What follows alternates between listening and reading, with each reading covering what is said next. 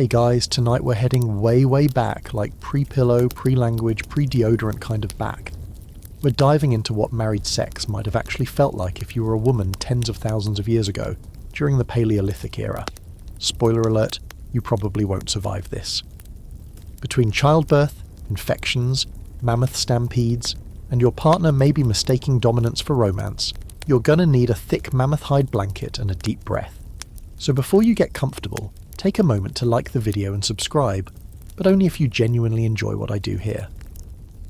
Let me know your city and what time it is where you are right now. Are you just dozing off, or still sneakily scrolling under the covers? Now dim the lights, maybe turn on a fan for that soft background hum, and let's ease into tonight's journey together. You're cold. That's your first impression of Paleolithic marriage. Cold and a little hungry.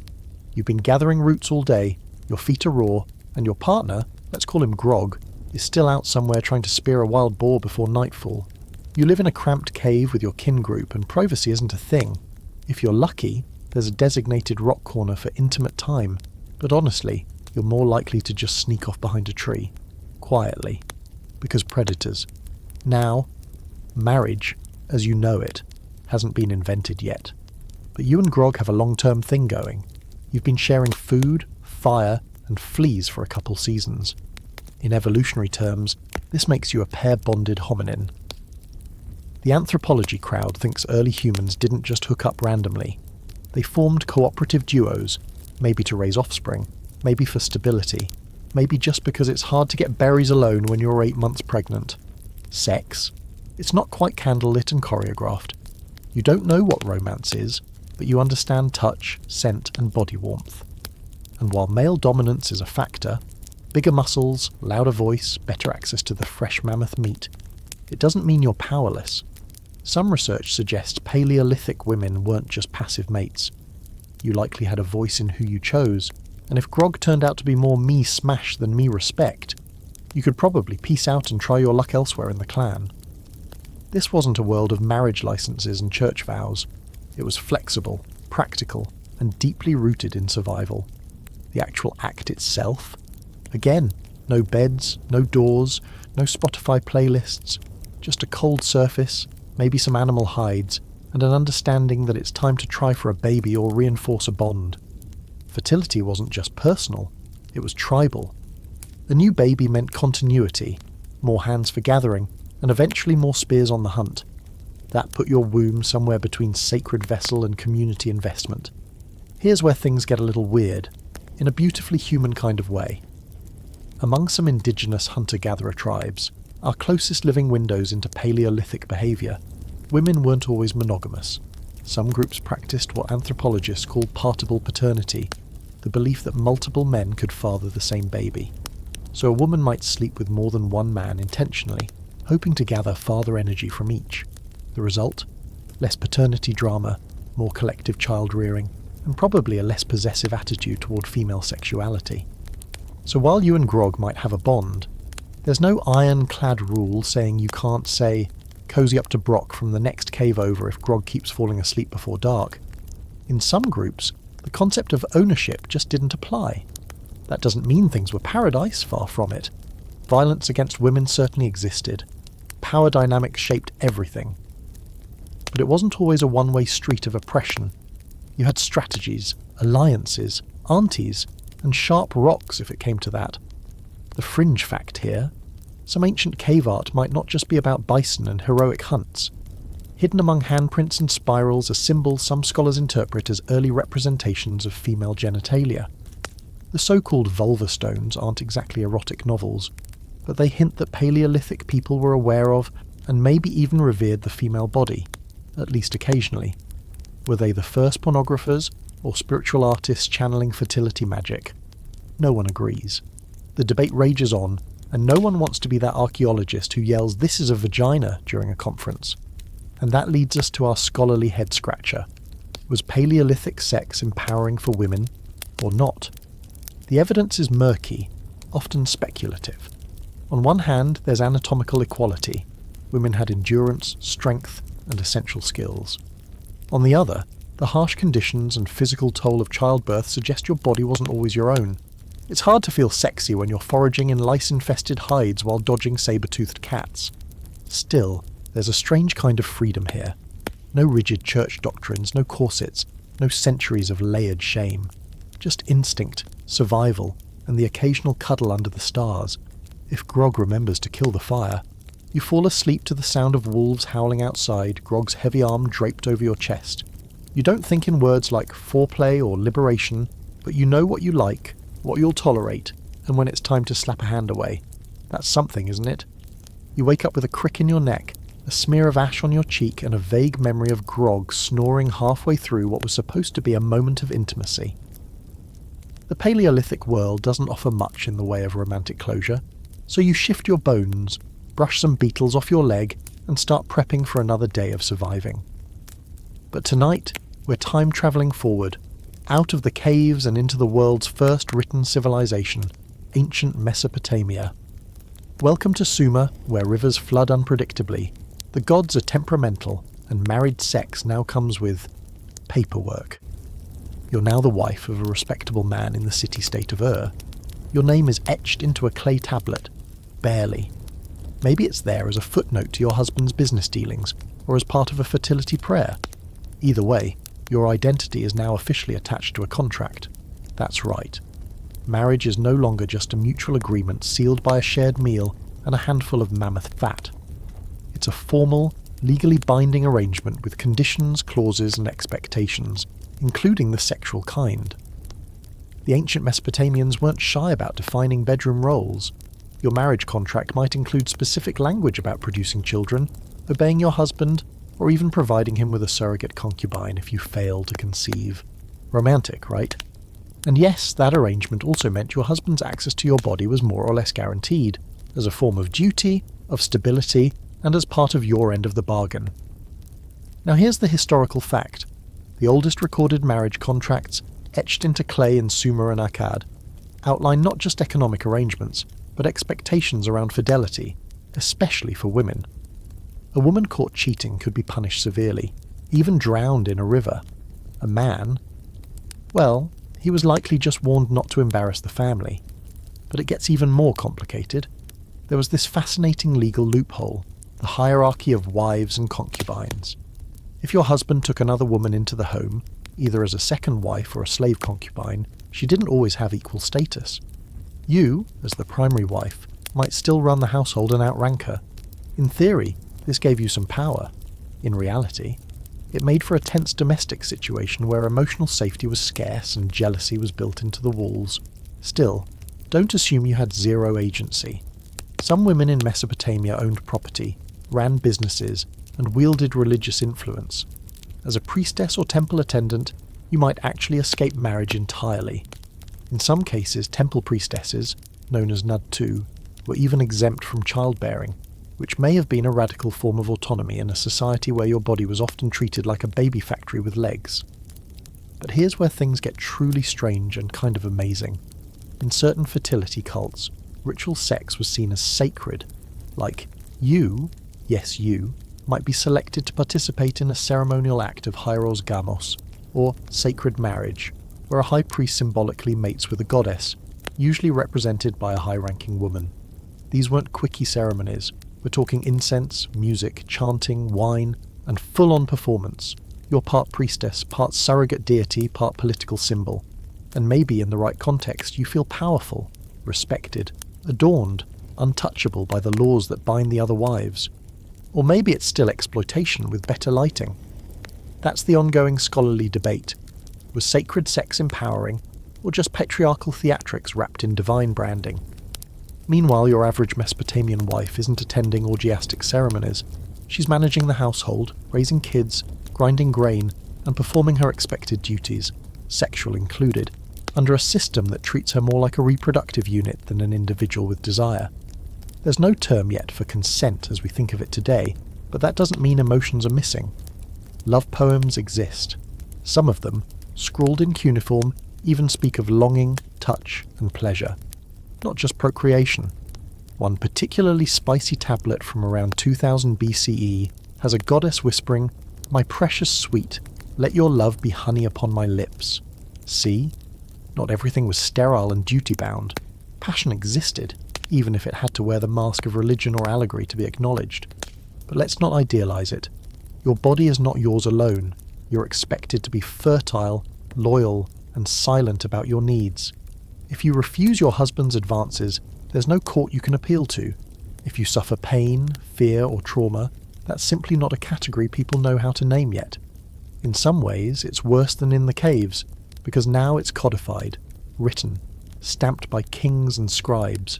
And the fringe fact: some Mesopotamian love charms involved actual magical recipes to influence desire. One found in a tablet included crushed dates, incense, and, wait for it, bits of your lover's toenail clippings. Brew that into a potion and whisper his name under a full moon. Who knew romantic manipulation was so crunchy? Scholars still debate whether Mesopotamian women had moments of joy in these arrangements. Some evidence suggests private moments of intimacy, small acts of defiance, or encoded forms of expression, like weaving secret symbols into textiles or singing songs that only the other women would understand. It's the constant push-pull of agency within confinement, power within patriarchy, and meaning within monotony. By the time you've finished lighting the oil lamps and washing out the linen cloths, Grog 2.0, now called Lugal, is home from the ziggurat. He smells like barley beer and bureaucracy. He nods at you, unrolls his sleeping mat and gestures. You move to him, not because you're overcome with desire, but because you know what's expected. And somewhere deep in your body, buried under duty and exhaustion, you remember those words carved by some anonymous poet. My love is a well of fresh water. Pour it on me in the desert. Maybe tomorrow will be different. You're lounging on a low couch now, in a white linen shift that clings to your skin in the thick heat. The year is somewhere around 1400 BCE, and you're in Egypt. Upper class this time, thank the gods. Your name is carved into ivory hair combs and scratched into pottery shards. Your husband is a scribe or a merchant, maybe even a minor priest. You live in a home with actual doors. You have perfume. And believe it or not, sex in marriage is starting to resemble something you might almost recognise. You're still expected to be loyal, fertile and composed. But in Egypt, women had a little more leeway than you might assume.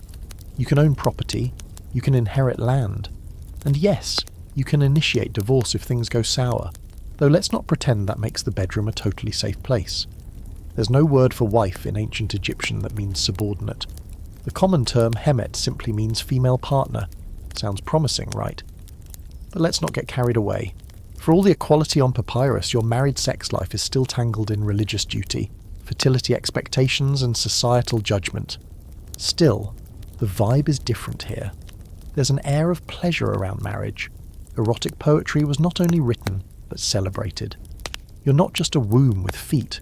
You're a lover, a muse, a partner. Scrolls describe kisses as sips of beer, and lovers as my lotus, my sister, my heart. The sister bit is poetic. Don't panic. It's a term of endearment, not a genealogy mishap.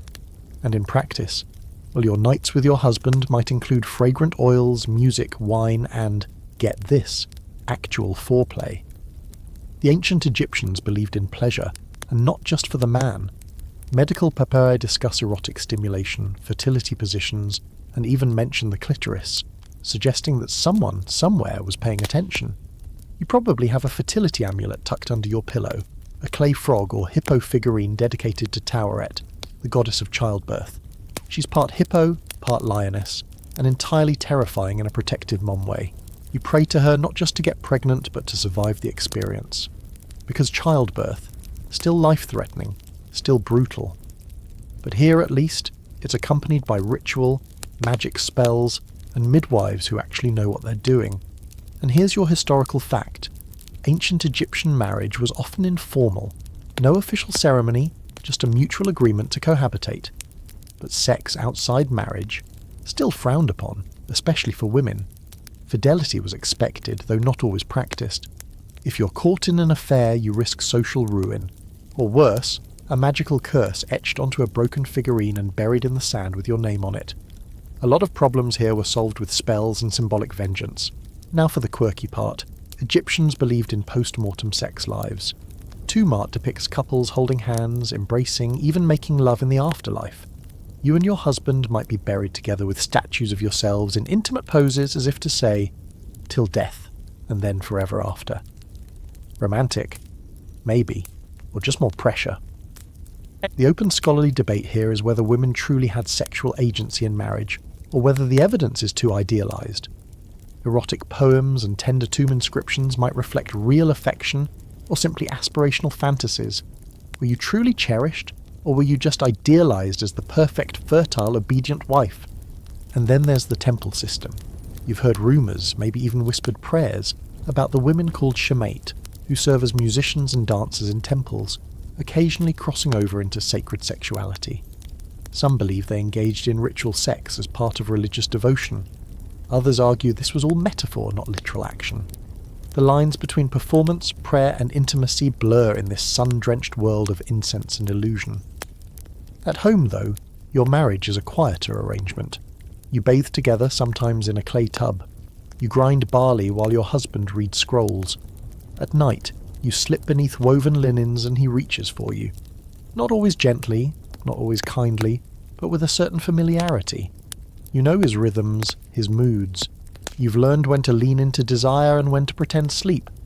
And here's something most history books won't tell you. There were contraceptive recipes. Actual ancient Egyptian attempts at birth control. One included crocodile dung and fermented dough, inserted vaginally. Another called for acacia leaves. Effective? Probably not. But the effort is there, a tangible reminder that women have always tried to control their fertility, even in the most pungent ways. You sometimes wonder what would happen if you refused him. Just once. Would he strike you? Would he sleep with the maid? Would the gods smite your womb out of spite? The fear is there, unspoken but constant. You're not property, not exactly. But your options are narrow, and your survival is tied to this man who shares your bed and your bread. Still, there are moments, quiet, precious ones, where the moonlight touches your skin, and your husband presses his forehead to yours, and it almost feels like choice, like connection, like something ancient, sacred, and maybe even kind. Those are the nights you remember. As dawn bleeds over the Nile and you light a stick of blue lotus incense, you whisper a silent prayer to Hathor, goddess of love and joy. Not for fertility, not for protection, just for a moment of warmth. A moment that's yours.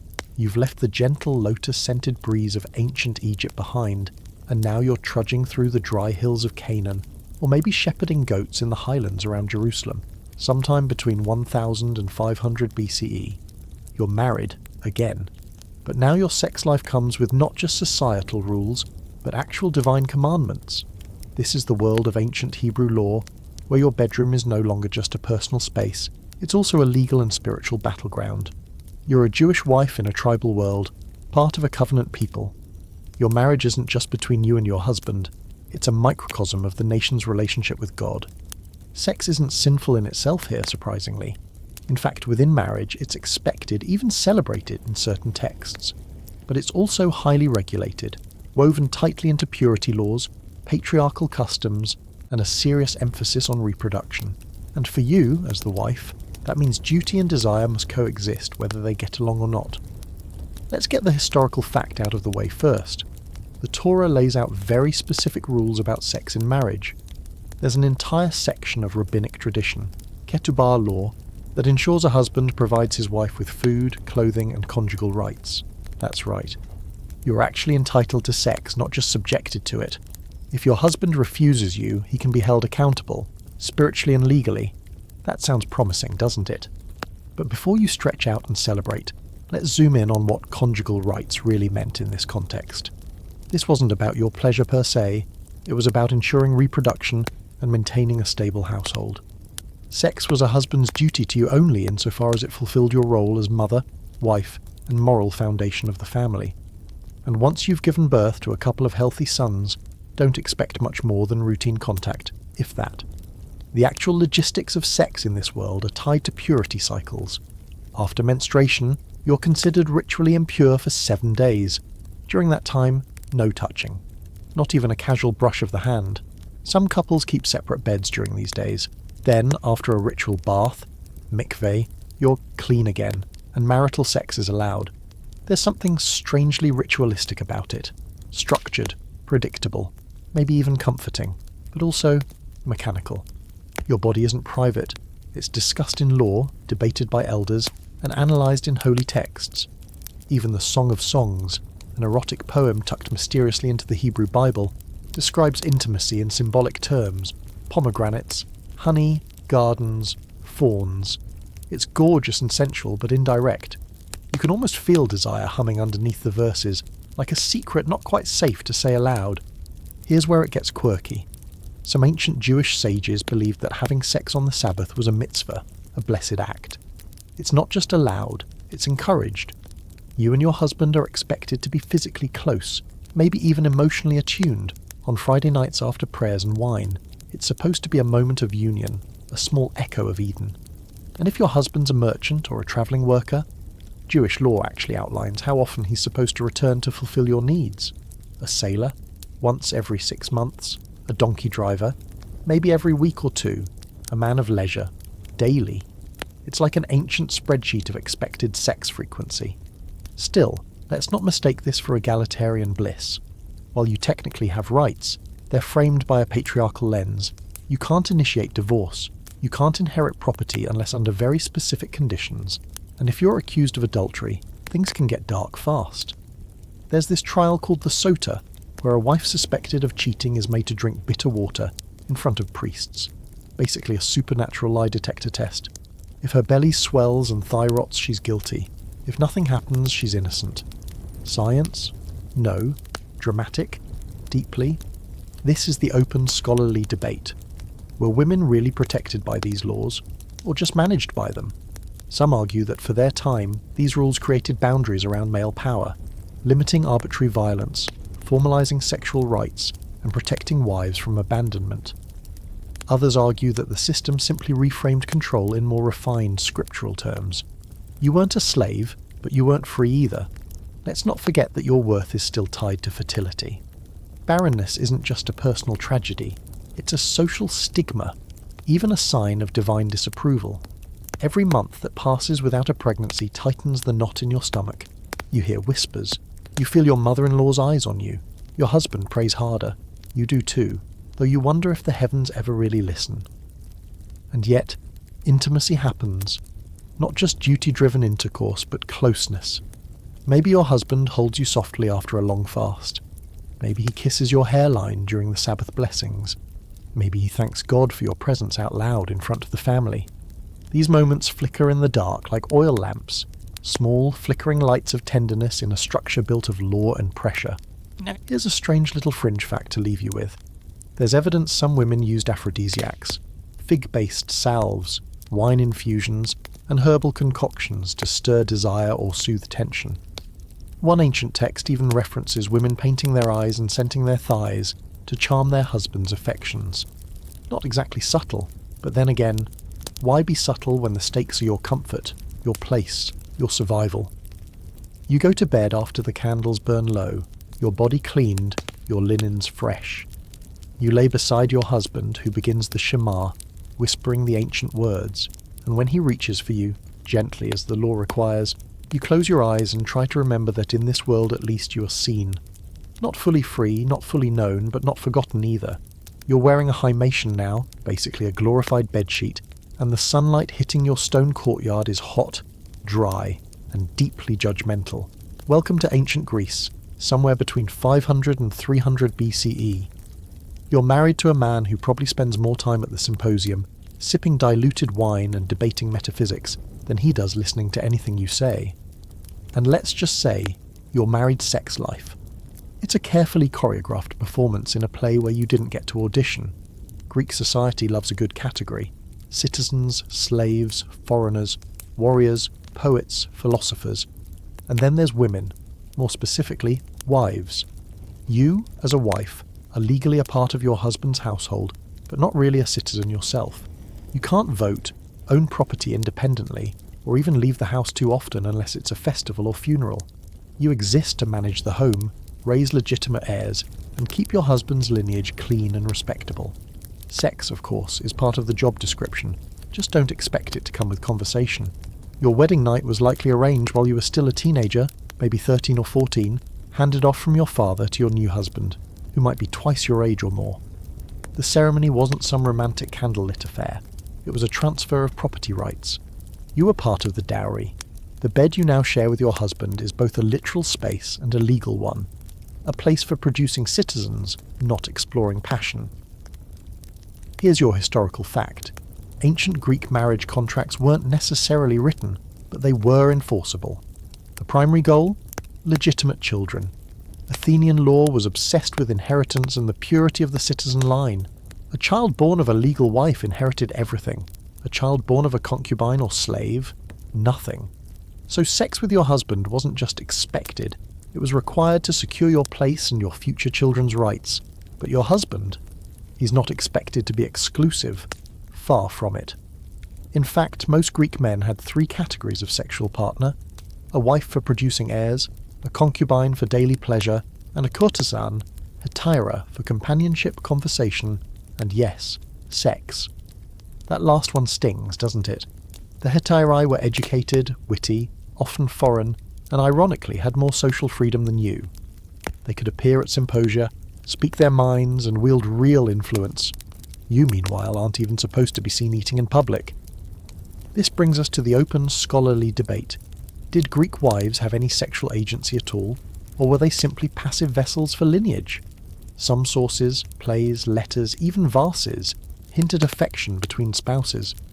But the overwhelming silence around women's inner lives in these texts suggests that your desire wasn't even worth recording. You were the background to a male life, not the co-author of one. Let's be honest. Your husband probably sees sex with you as a civic duty, not an emotional exchange. And you? You've learned to read the signs. When he's drunk, when he's moody, when he expects you to lie still and let him finish quickly before falling asleep and dreaming about Plato or wrestling matches. You're told that a good wife is quiet, modest, and sexually invisible. Your satisfaction is neither assumed nor inquired about. And yet, here comes the quirky part. There were ancient Greek love spells and magical charms, some of them written by women, meant to seduce, bind, or even control male lovers. Scratched into lead tablets and buried under thresholds, these spells invoke gods and spirits to make a man burn with desire, return home, or be useless in bed with others. Some scholars believe this was the only way wives could reclaim a sliver of sexual power in a culture that denied them a voice. Imagine slipping a tiny curse tablet under your husband's mattress, hoping it might make him a little more attentive, a little more yours. Religion didn't offer much relief either. Greek mythology is filled with predatory gods, vengeful wives, and women punished for the desires of men. Hera is eternally jealous, Aphrodite eternally beautiful, and mortal women rarely end up happy. The divine model of womanhood swings between the cold matron and the wild temptress, with nothing in between. Still, behind closed doors, there's probably more nuance than the records show. Maybe your husband has moments of softness. Maybe he teaches you how to play a lyre or recites a poem when no one's listening. Maybe, on certain nights, after enough wine and before he falls asleep, he turns to you not as a wife but as a person. Or maybe not. Here's the part no one tells you. Despite the cultural silence, your body still feels. You know pleasure, even if it comes in stolen moments, during a bath, in a dream, or when you dare to look too long at the woman who brings bread to the courtyard. You're told to suppress all of it, but some part of you still hums with life, and that hum, that flicker of knowing, is a rebellion all its own. At night, the house quiets. The oil lamp flickers. Your husband snores, turned away. You stare at the ceiling, tracing cracks like constellations. You remember the stories about goddesses who transformed into trees, birds, stars to escape the hands of men. You wonder what you would become if you could choose. A sparrow? A flame? Or maybe you'd just like to stay here, in your body, in your own bed, with someone who asks first. Your sandals clack across polished stone as you enter the atrium of your Roman villa. The air is scented with olive oil, crushed laurel, and the faint bitterness of politics. You are now a Roman wife, somewhere around the 1st century CE, and your married sex life is a fascinating tangle of legal rights, social control, and the constant background hum of patriarchy. Polished to perfection, with marble and rhetoric. You live in a world obsessed with appearances. Behind closed doors, things get messier. You were married young, probably around age 14, in a white tunic with a saffron veil. There was a symbolic torch passed between families, a meal, a procession, and you were led to your husband's home, your new domain. He may have chosen you for your family's connections, your dowry, your hips. But don't expect candlelit poetry. Roman marriages were strategic.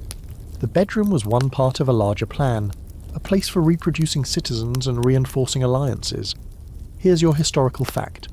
Under Roman law, a wife technically remained part of her father's family unless the marriage was a manus type, which transferred her legally into her husband's authority.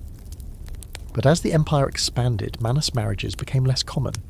You retained legal ties to your birth family and could, in theory, own property, initiate divorce, and even refuse sex if you had the clout.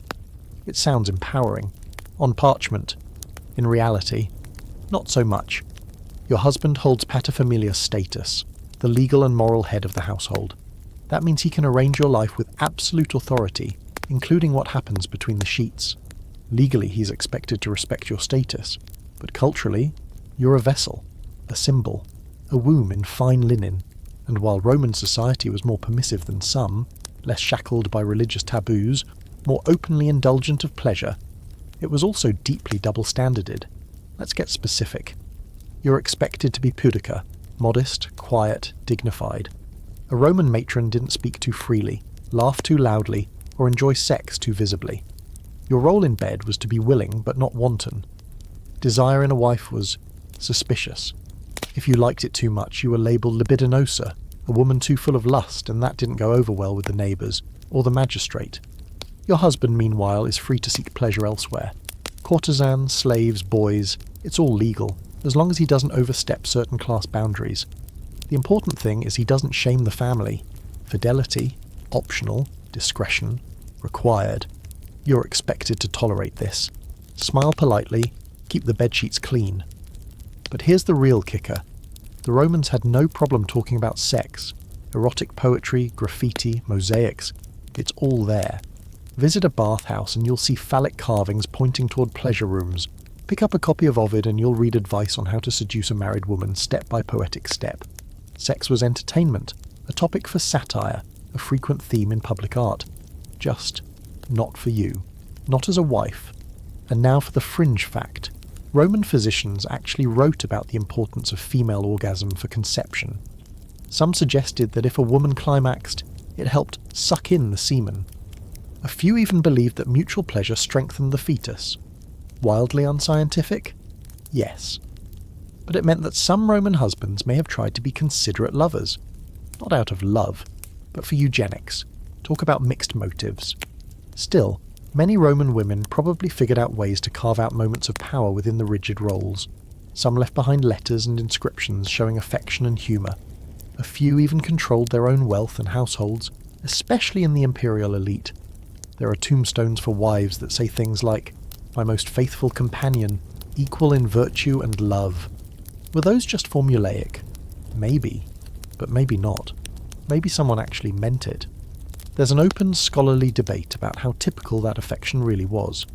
Were Roman marriages cold contracts spiced with duty sex and extramarital escapades? Or were there more complex emotional lives buried under the public masks?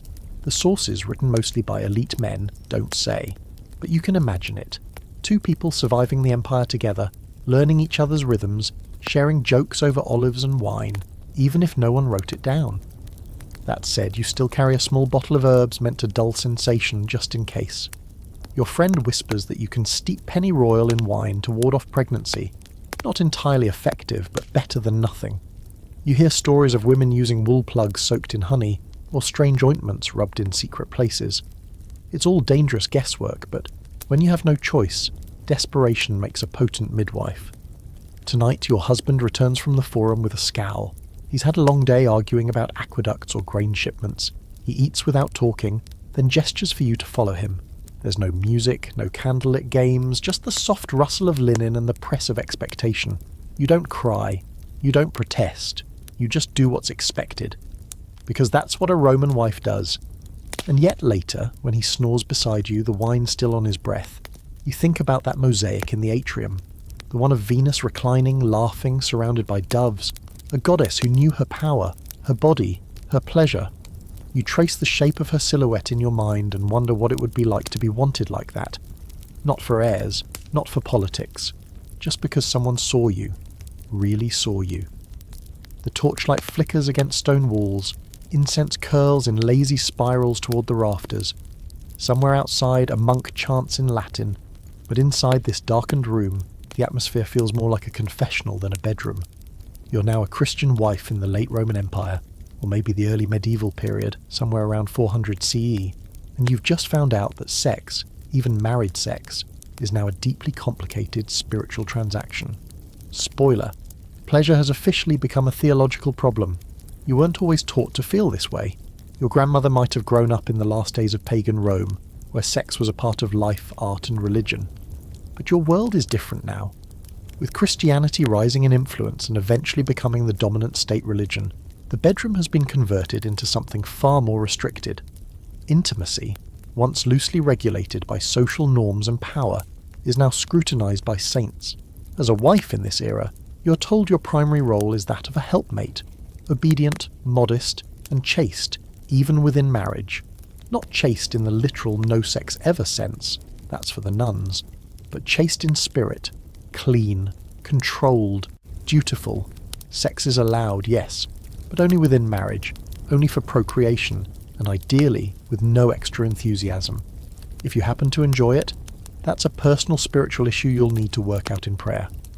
Let's talk facts. Church fathers like Augustine had a huge influence on how sex was viewed in Christian doctrine. After his wild youth, Augustine did a dramatic theological about-face and started writing about lust as the corruption of the soul. According to him, even in marriage, sex should be approached cautiously, always shadowed by the awareness of original sin. In other words, if you're lying next to your husband and feeling, say, something, you should probably also be feeling guilt. And this is the beginning of what scholars call the virgin-whore dichotomy. You, as a wife, are expected to occupy the perfect middle ground. Not promiscuous like the sinful women warned about in sermons, but not too sexually assertive either. That's unbecoming for a godly matron. You're meant to be available but not eager, present but not powerful.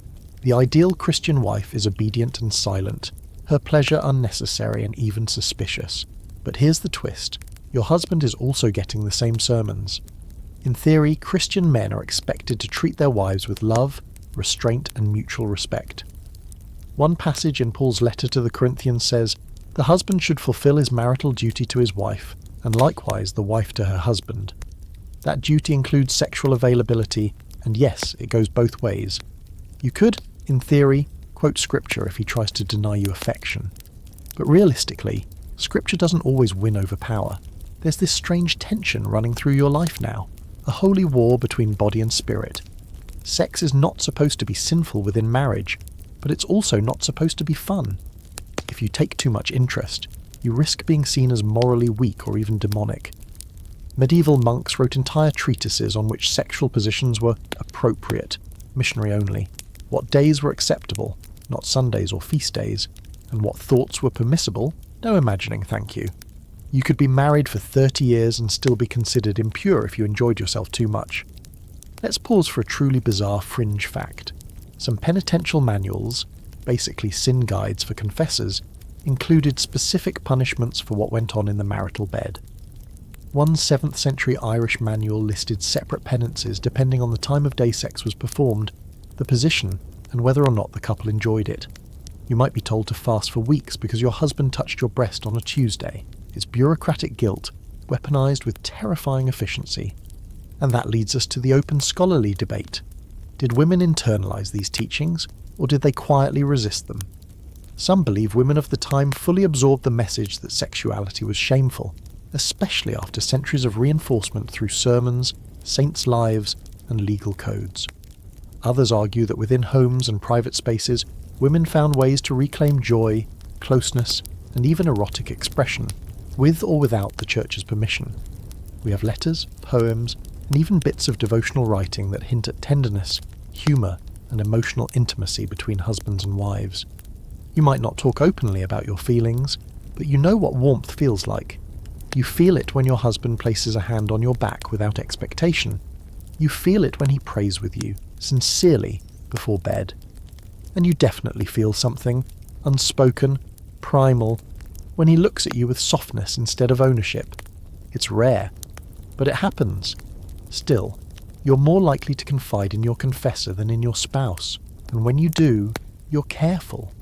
You whisper that you've been feeling unholy thoughts.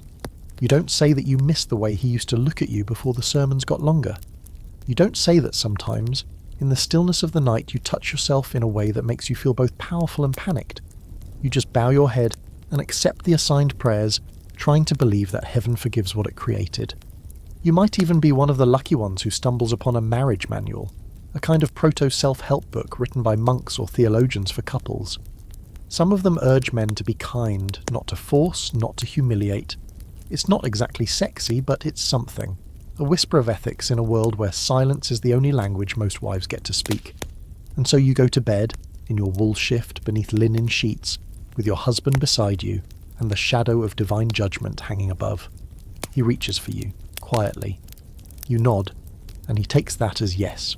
He's not cruel, he's not particularly attentive either, but he's yours. And when it's over, and he turns away to sleep, you whisper a prayer, not for forgiveness this time, but for understanding, for a God who might look down and see the fear, the longing, the small rebellion of still wanting something more.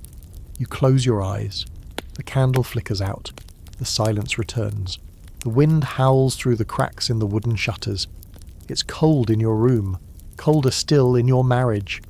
You're a peasant wife now, living somewhere in medieval Europe, maybe France, maybe England, maybe the Holy Roman Empire, anywhere between 1000 and 1300 CE. Your husband is snoring, boots still on, and your bones ache from hauling water and beating laundry against stones all day. You'd like to sleep, but you can tell he'll be waking soon, fumbling under the woolen blankets, smelling of ale and dirt, expecting his conjugal rights. Because in this world, the marital bed is less a place of affection and more a shared responsibility, one you don't get to opt out of. You didn't choose this marriage. Your father did. Or maybe your lord arranged it.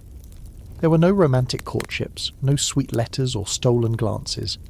Your wedding was a contract between families or villages, often sealed with a simple meal and a blessing from the local priest. You brought a dowry, probably a goat, a few tools, or the promise of labour, and your new husband brought a roof, maybe even a bit of land if you're lucky. Love? That's something the nobles write songs about, not you.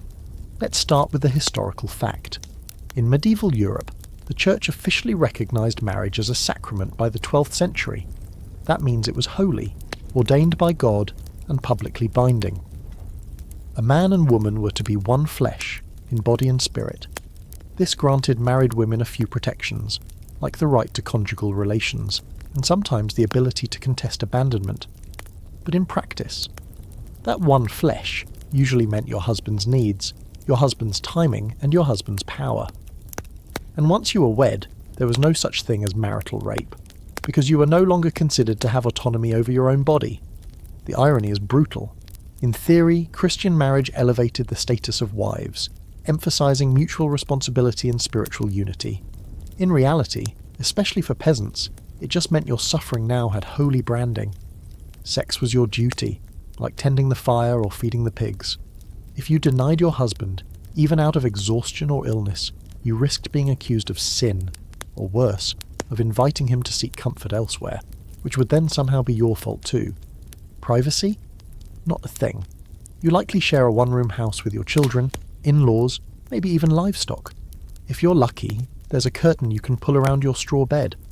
But mostly, you learn to be quiet, to make no sound as he climbs in, pulls your shift up and finishes before you can count to 30. He doesn't ask, he doesn't check, and you don't say no, not because you want it, but because you don't want the consequences of refusal. But here's the quirky part. While peasant sex lives were often unromantic, even transactional, medieval clergy were deeply preoccupied with regulating them. Confession manuals got creepily specific. Priests were trained to ask how often you had sex, whether you took pleasure in it, and, yes, what position you used. Spoiler. Only missionary was acceptable. Anything else, and you'd be fasting, praying, or crawling on your knees to penance for months. Meanwhile, the nobility were having their own brand of fun.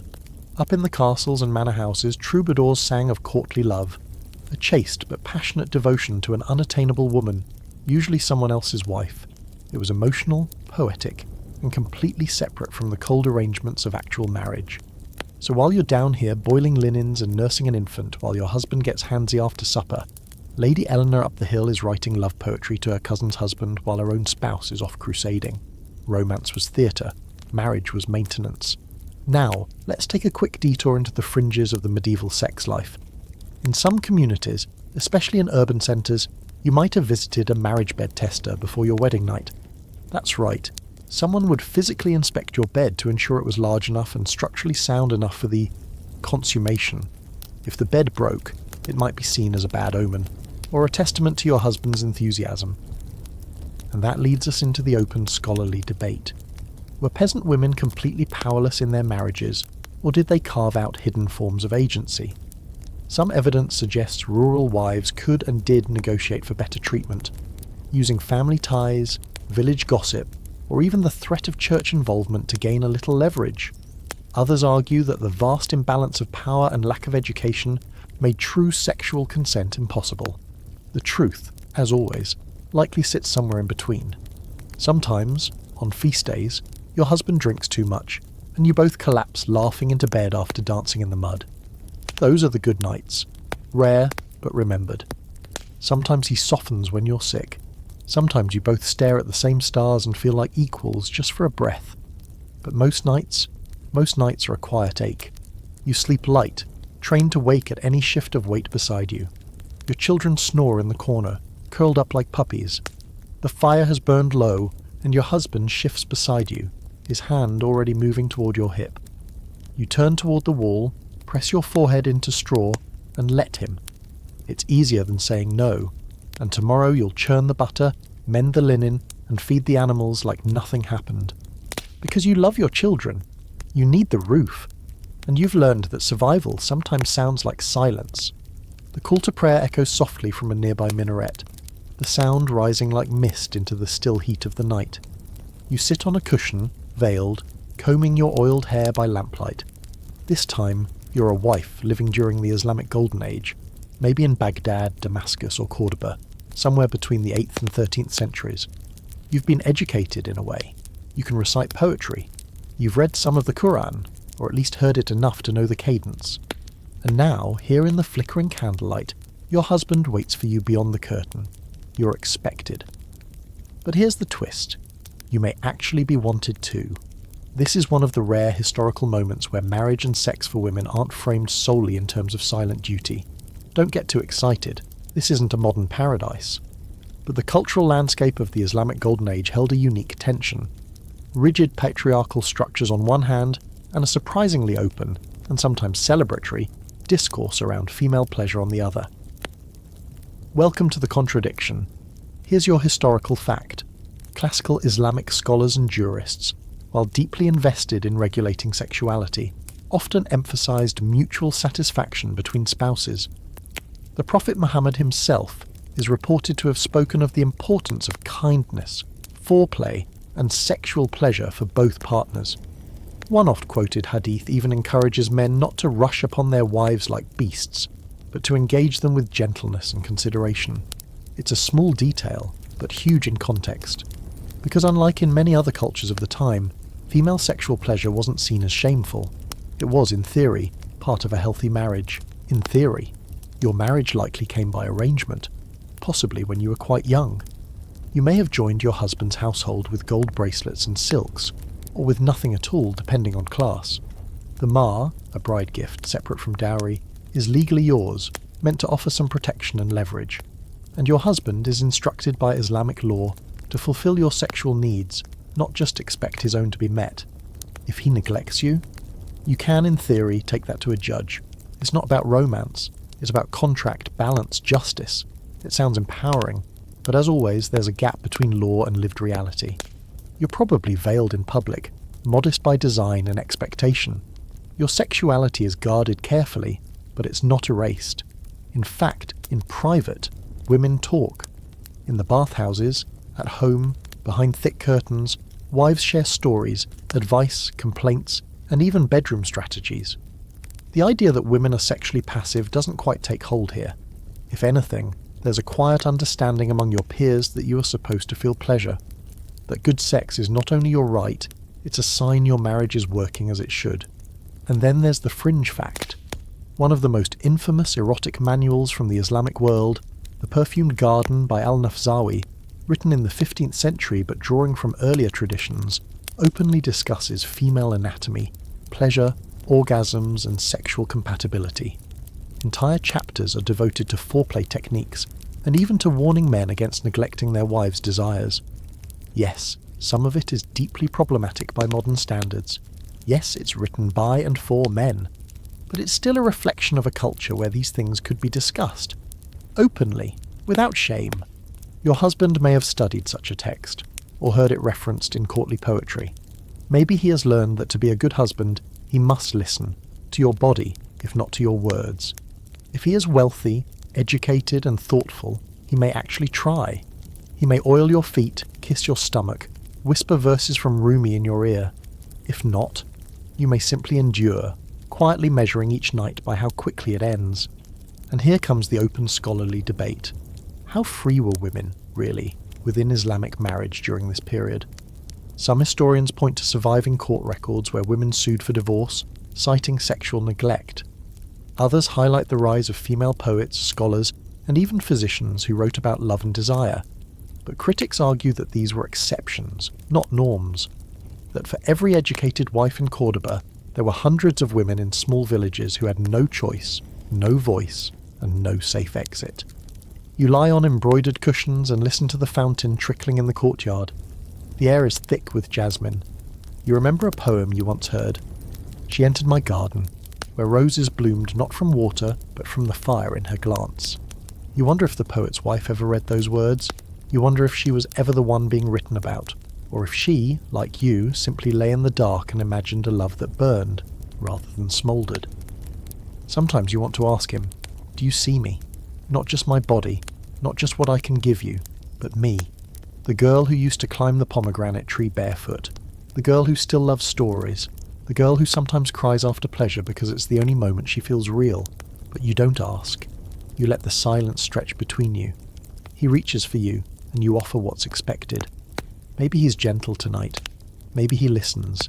Maybe you even enjoy it for a minute, before the voices of your mother, your aunts, your teachers start murmuring in your head again. Modesty, virtue, obedience, duty.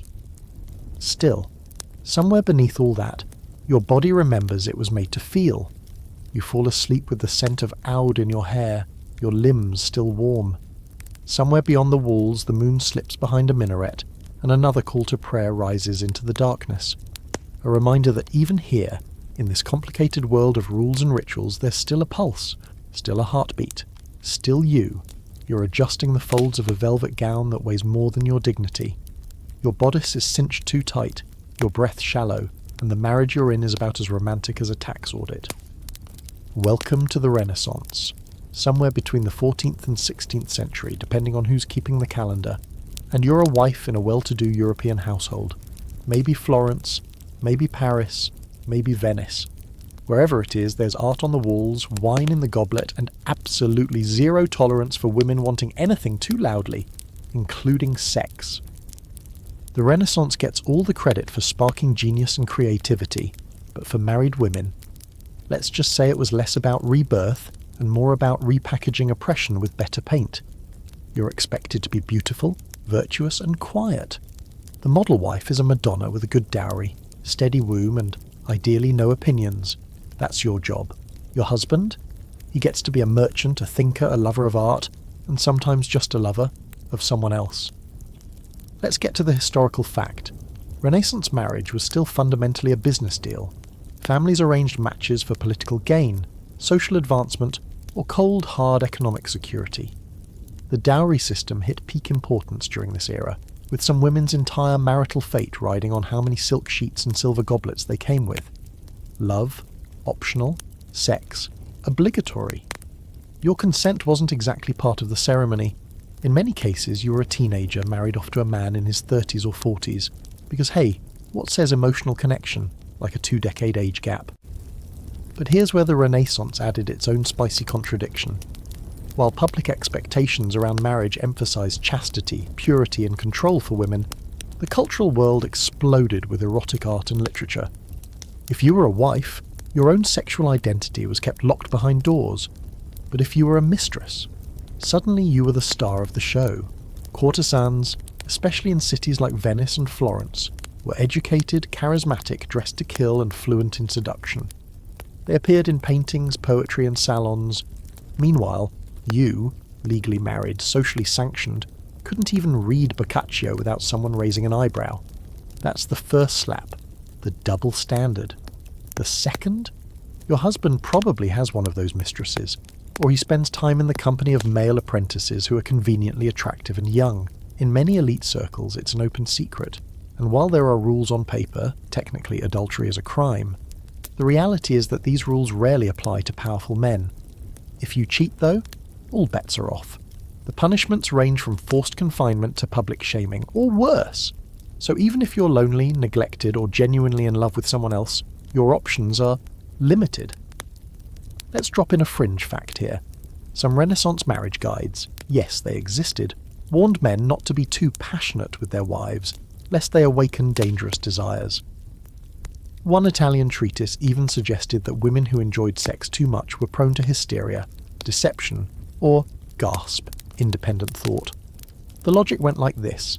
If you're too satisfied, you might realise you don't actually need your husband for happiness, so the answer, keep it clinical, efficient. One scholar referred to this as containment through disinterest. That's right, they basically invented the concept of weaponized boredom. Yet despite all that, people were still people. You still had a body and a brain. You might not have had words like agency or consent, but you had instincts. You could tell when he looked at you like a possession instead of a person. You could tell when his touch was absent, even while his hands were present. And in the quiet hours, behind brocade curtains and beneath your layered skirts, you might have dared to imagine something else. Someone who asked, someone who waited, someone who cared. There's an open scholarly debate about how women navigated their sex lives in this time.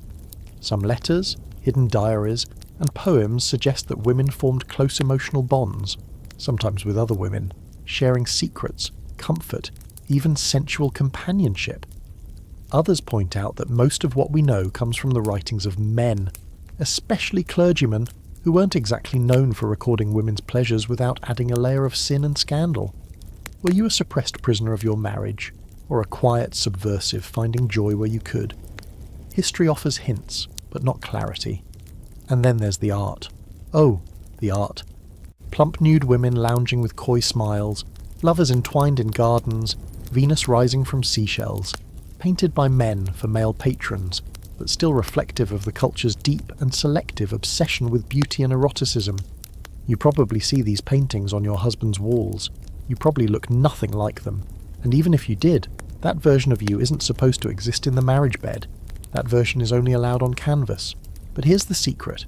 Some nights, when the candles are low and the house is still, your husband might come to you not just to take, but to linger. He might brush your hair back, murmur something kind, let his mask slip. You might even laugh together, remembering some early awkward moment. It doesn't make everything better, but it reminds you that the person he once was might still be in there, buried beneath expectations and entitlement. You sleep in a narrow bed, wrapped in heavy fabric and heavier silence. Your husband turns over, pulling the covers with him. You lie awake, eyes tracing the ceiling's cracked plaster, your body still humming with want, not necessarily for pleasure, but for recognition. For the simple joy of being seen, touched, chosen, not as a painting, not as a prize, but as a person. The fire crackles low in the hearth, casting long, flickering shadows against the rough-hewn walls. Outside, the wind groans through the branches of the New England woods. It's the 17th century now, and you're a Puritan wife in the American colonies. You pull your wool shawl tighter around your shoulders as your husband closes the Bible with a heavy hand. He's just finished reading from Leviticus. Again, you sit beside him, upright, composed, and painfully aware that tonight, like every other night, your marriage bed is not just a place of intimacy, but a sacred duty monitored by God himself. You've heard the sermons. Sex is not a sin within marriage. In fact, it's commanded. but only within very strict limits. Desire should be restrained. Enjoyment is permissible, but suspicious. And if you ever find yourself wanting your husband, you best be sure it's for the right reasons, namely procreation and preserving the sanctity of the household. This is not the land of pleasure. This is the land of self-denial, hard labour and spiritual watchfulness, which is a poetic way of saying sex is a deeply awkward business and you're not allowed to laugh about it. Here's your historical fact. The Puritans actually believed married couples owed one another sexual fulfillment. It's written into the records. In fact, several men were brought before church elders and courts for withholding sex from their wives and were reprimanded or even punished. So, oddly enough, as a wife, you could legally demand sex from your husband. Just don't expect to talk about it in anything but the most solemn hushed tones, probably with the words covenant and godly affection thrown in somewhere. Now that doesn't mean you had control over the experience, far from it. While male infidelity was frowned upon, female adultery was criminal, sometimes punishable by public whipping, branding or exile. If you were caught, it wouldn't just be your marriage that crumbled. It would be your entire standing in the community. And with no property rights or economic independence, being cast out could literally mean death. So you stay, you comply, you obey. Not just for your husband, but because your survival depends on it. And let's not romanticize the bedroom. You're sleeping on a lumpy straw mattress stuffed into a tiny home you share with children, animals and visiting neighbours. Privacy is rare. The fire keeps the chill at bay, but not much else. When your husband turns to you at night, it's usually silent, fumbling, and brief. There's no question of foreplay, not because it's sinful, but because it's not considered. You lie still, whisper a prayer to keep your soul pure, and hope he finishes before the baby starts crying. But here's the quirky fact that no one expects. Some Puritan couples actually wrote love letters, tender, even passionate ones. Surviving notes from colonial America include pet names, romantic affirmations, and laments about being apart. So while the culture around you may be rigid and austere, not every marriage was cold. Some husbands adored their wives, some wives genuinely missed their husbands, and behind the curtain of public piety there might be real affection, maybe even playful touches when no one was looking. That said, the overarching narrative was still control. Women's bodies were not their own. If you bled irregularly, spoke too boldly, or showed too much curiosity, you could be accused of unnaturalness, or worse, witchcraft. And if your neighbour's crops failed or her cow died mysteriously, you might be blamed. Puritan communities were tightly wound, and female sexuality, especially female power, was a source of paranoia. A woman too confident, too sensual, too aware of her own needs, clearly suspicious. And that brings us to the open scholarly debate. Were Puritan women completely oppressed by religious doctrine, or did they quietly shape their own forms of power within those confines? Some historians argue that the home became a space where women exerted moral influence, guiding their families with wisdom and patience. Others suggest that the emotional and sexual repression of the era left deep scars, particularly for women whose roles were reduced to obedience and silence. Tonight your husband is kinder than usual. He presses your hand before bed, murmurs a brief prayer, then lies back with a heavy sigh. You move toward him because it's expected, but also because you want to feel something. Connection, maybe. Recognition. A reminder that you are more than a cook, a laundress, a vessel for children, that you are a person too. Afterward he thanks you, which you've learned to accept as the closest thing to emotional intimacy he knows how to give. You lie awake, staring at the wooden beams above, wondering what it would be like to say no and have it heard as a full sentence, not a challenge to his authority. You remember stories whispered by older women, tales of women who found comfort in each other, who shared quiet moments at the well or in the woods. You don't dare ask questions. But sometimes, when your friend Rachel leans too close and brushes the hair from your face, you feel a strange warmth bloom in your chest. You bury it, deep. Because here, desire, especially yours, is dangerous. It's better to keep your thoughts guarded, your voice low, your footsteps careful. You are a wife. You are a mother. You are a symbol of virtue. You are also exhausted. You sleep with one arm around the baby and the other under your pillow, where you keep a worn scrap of a psalm and a bit of dried lavender, both meant to soothe, though only one ever really works. The wind presses against the shutters again. You close your eyes and prepare for another day, another night.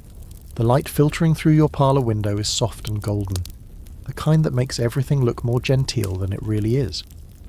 You adjust your silk fichu modestly over your bodice, sip your lukewarm tea, and listen to the clock tick. It's the 18th century now, somewhere in Enlightenment-era Europe, and you are a wife in the age of reason, philosophy, and powdered wigs. Your world is buzzing with talk of liberty, science, and natural rights. But inside the walls of your marriage, let's just say the revolution hasn't reached the bedroom yet.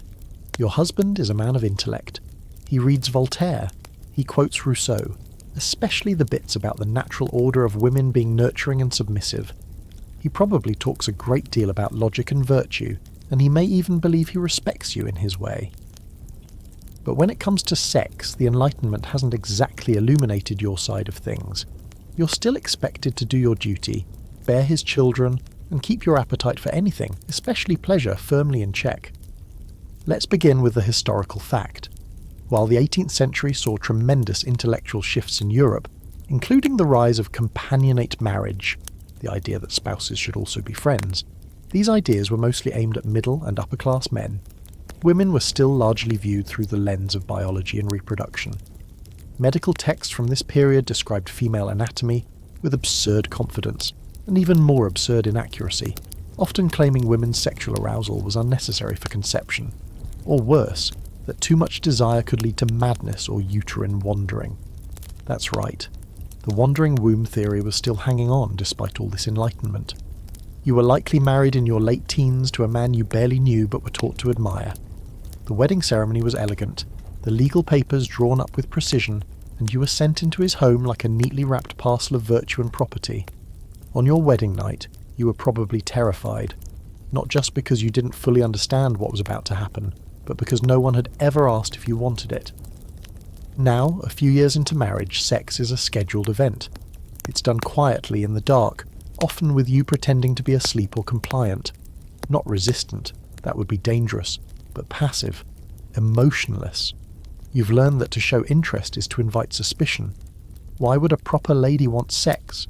That's for actresses, servants, and the kind of women who get locked away or die tragically in novels. If you enjoy it, you're not respectable, and you, unfortunately, have to be respectable at all times. But here's a fringe fact that cracks through the polished surface of Enlightenment restraint. There were secret writings, underground pamphlets, and even scientific essays that dared to speak of female pleasure.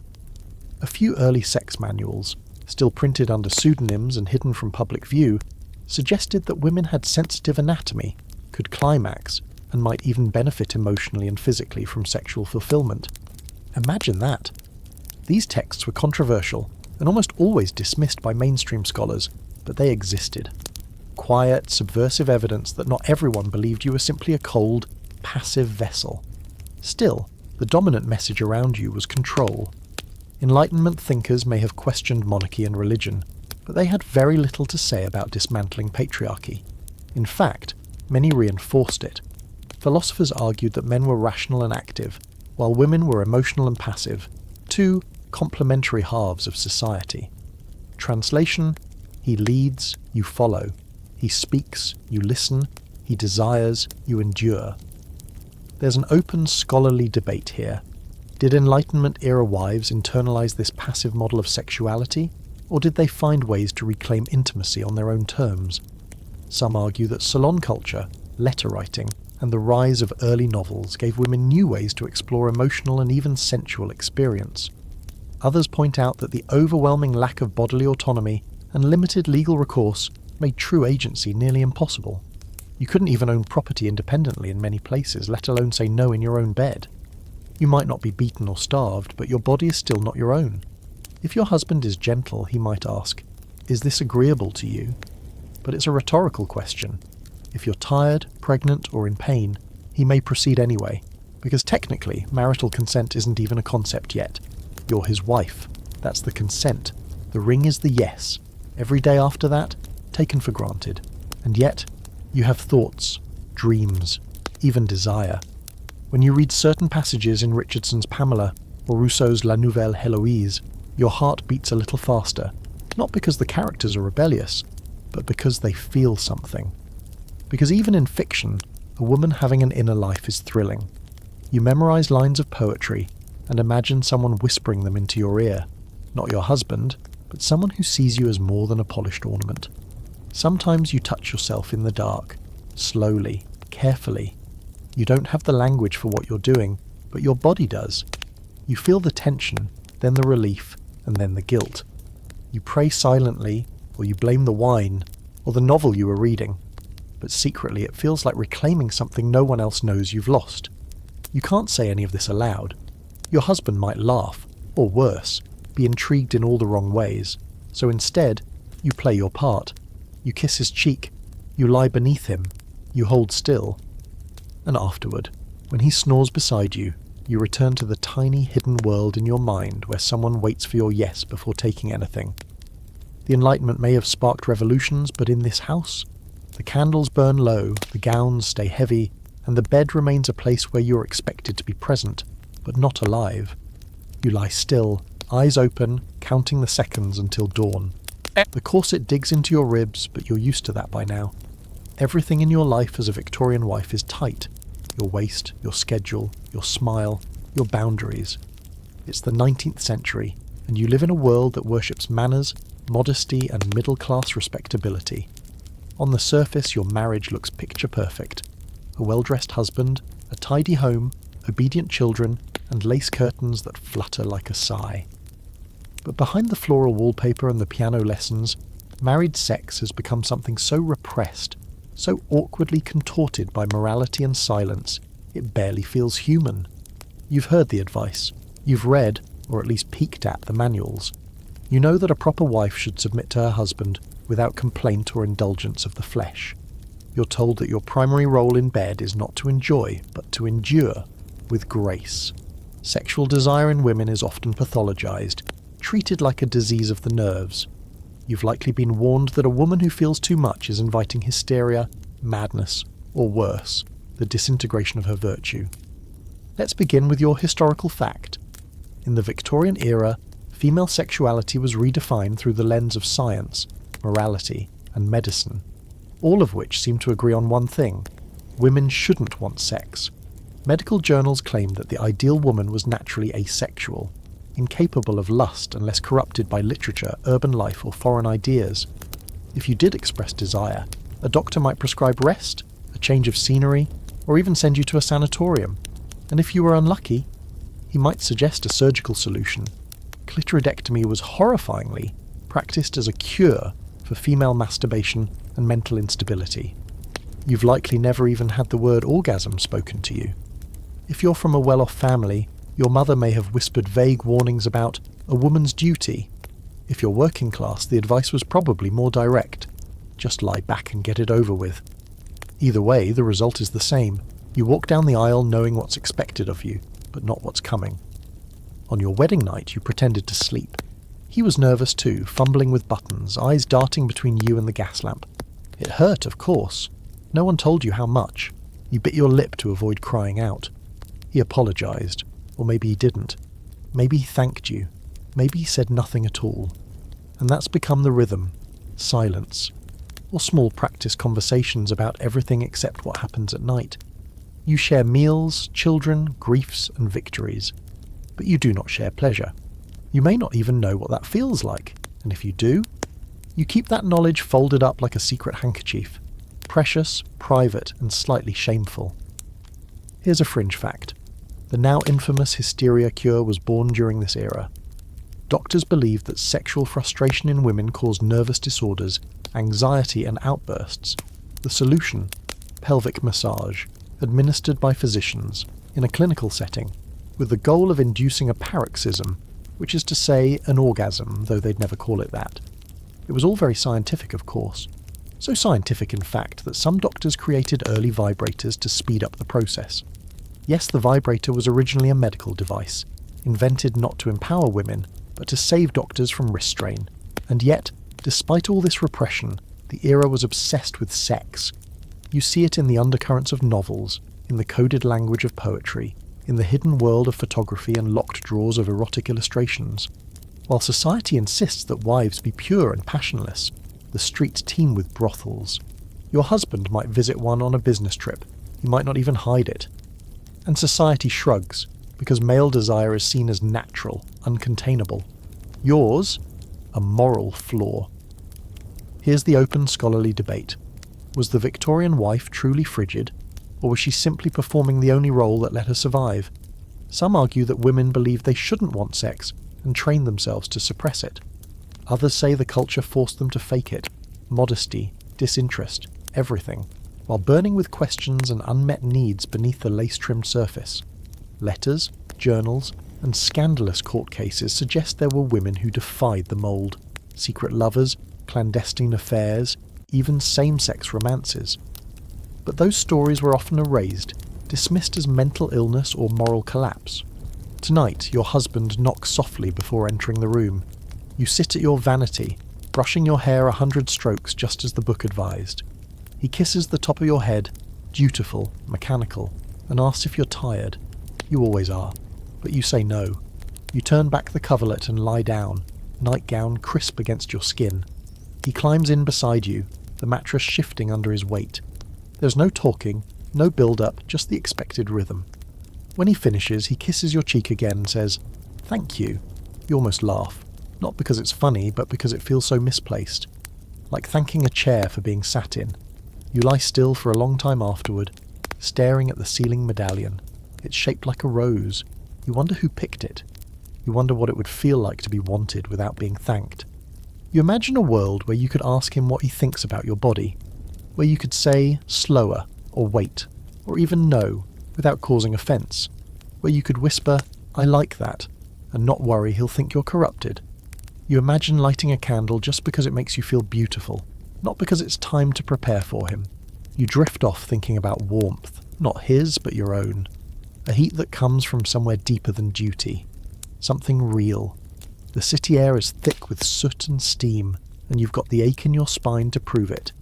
It's the late 1800s now, maybe the 1880s or 90s, and you're living in a 2-room tenement in an industrial city, or maybe in a quiet farmhouse miles from the nearest shop. Either way, you're married, exhausted, and managing a household that runs on hard labour and hope. The day starts before the sun and ends long after the lamps are blown out. Sex isn't something you talk about. It just happens, like milking the cow or peeling potatoes or scrubbing the laundry raw in a metal basin. Necessary, predictable, draining. You're not a lady of leisure. You don't have lace gloves or fainting couches. You have calloused hands, worn shoes, and a husband who works with his body as much as you do. And maybe he's kind, or maybe he's not. Maybe he drinks away his wages, or maybe he reads you the newspaper in the evenings. Either way, he expects you to be available when he wants you. Not because he's cruel, necessarily, but because that's just the way it is. Here's your historical fact. By the end of the 19th century, married women in most Western countries still had no legal right to refuse sex. Marital rape wasn't recognised. It was considered legally impossible because, as the logic went, marriage was permanent consent. You said, "I do" once, and that was supposed to cover everything that came after, indefinitely. No matter how you felt, no matter how tired you were, no matter what he did or didn't do for you. You've probably given birth more than once already, each time with minimal help and no pain relief. Childbearing is expected, unavoidable. You've buried at least one child, or know someone who has. You might have even asked your midwife quietly if there's a way to stop the babies from coming.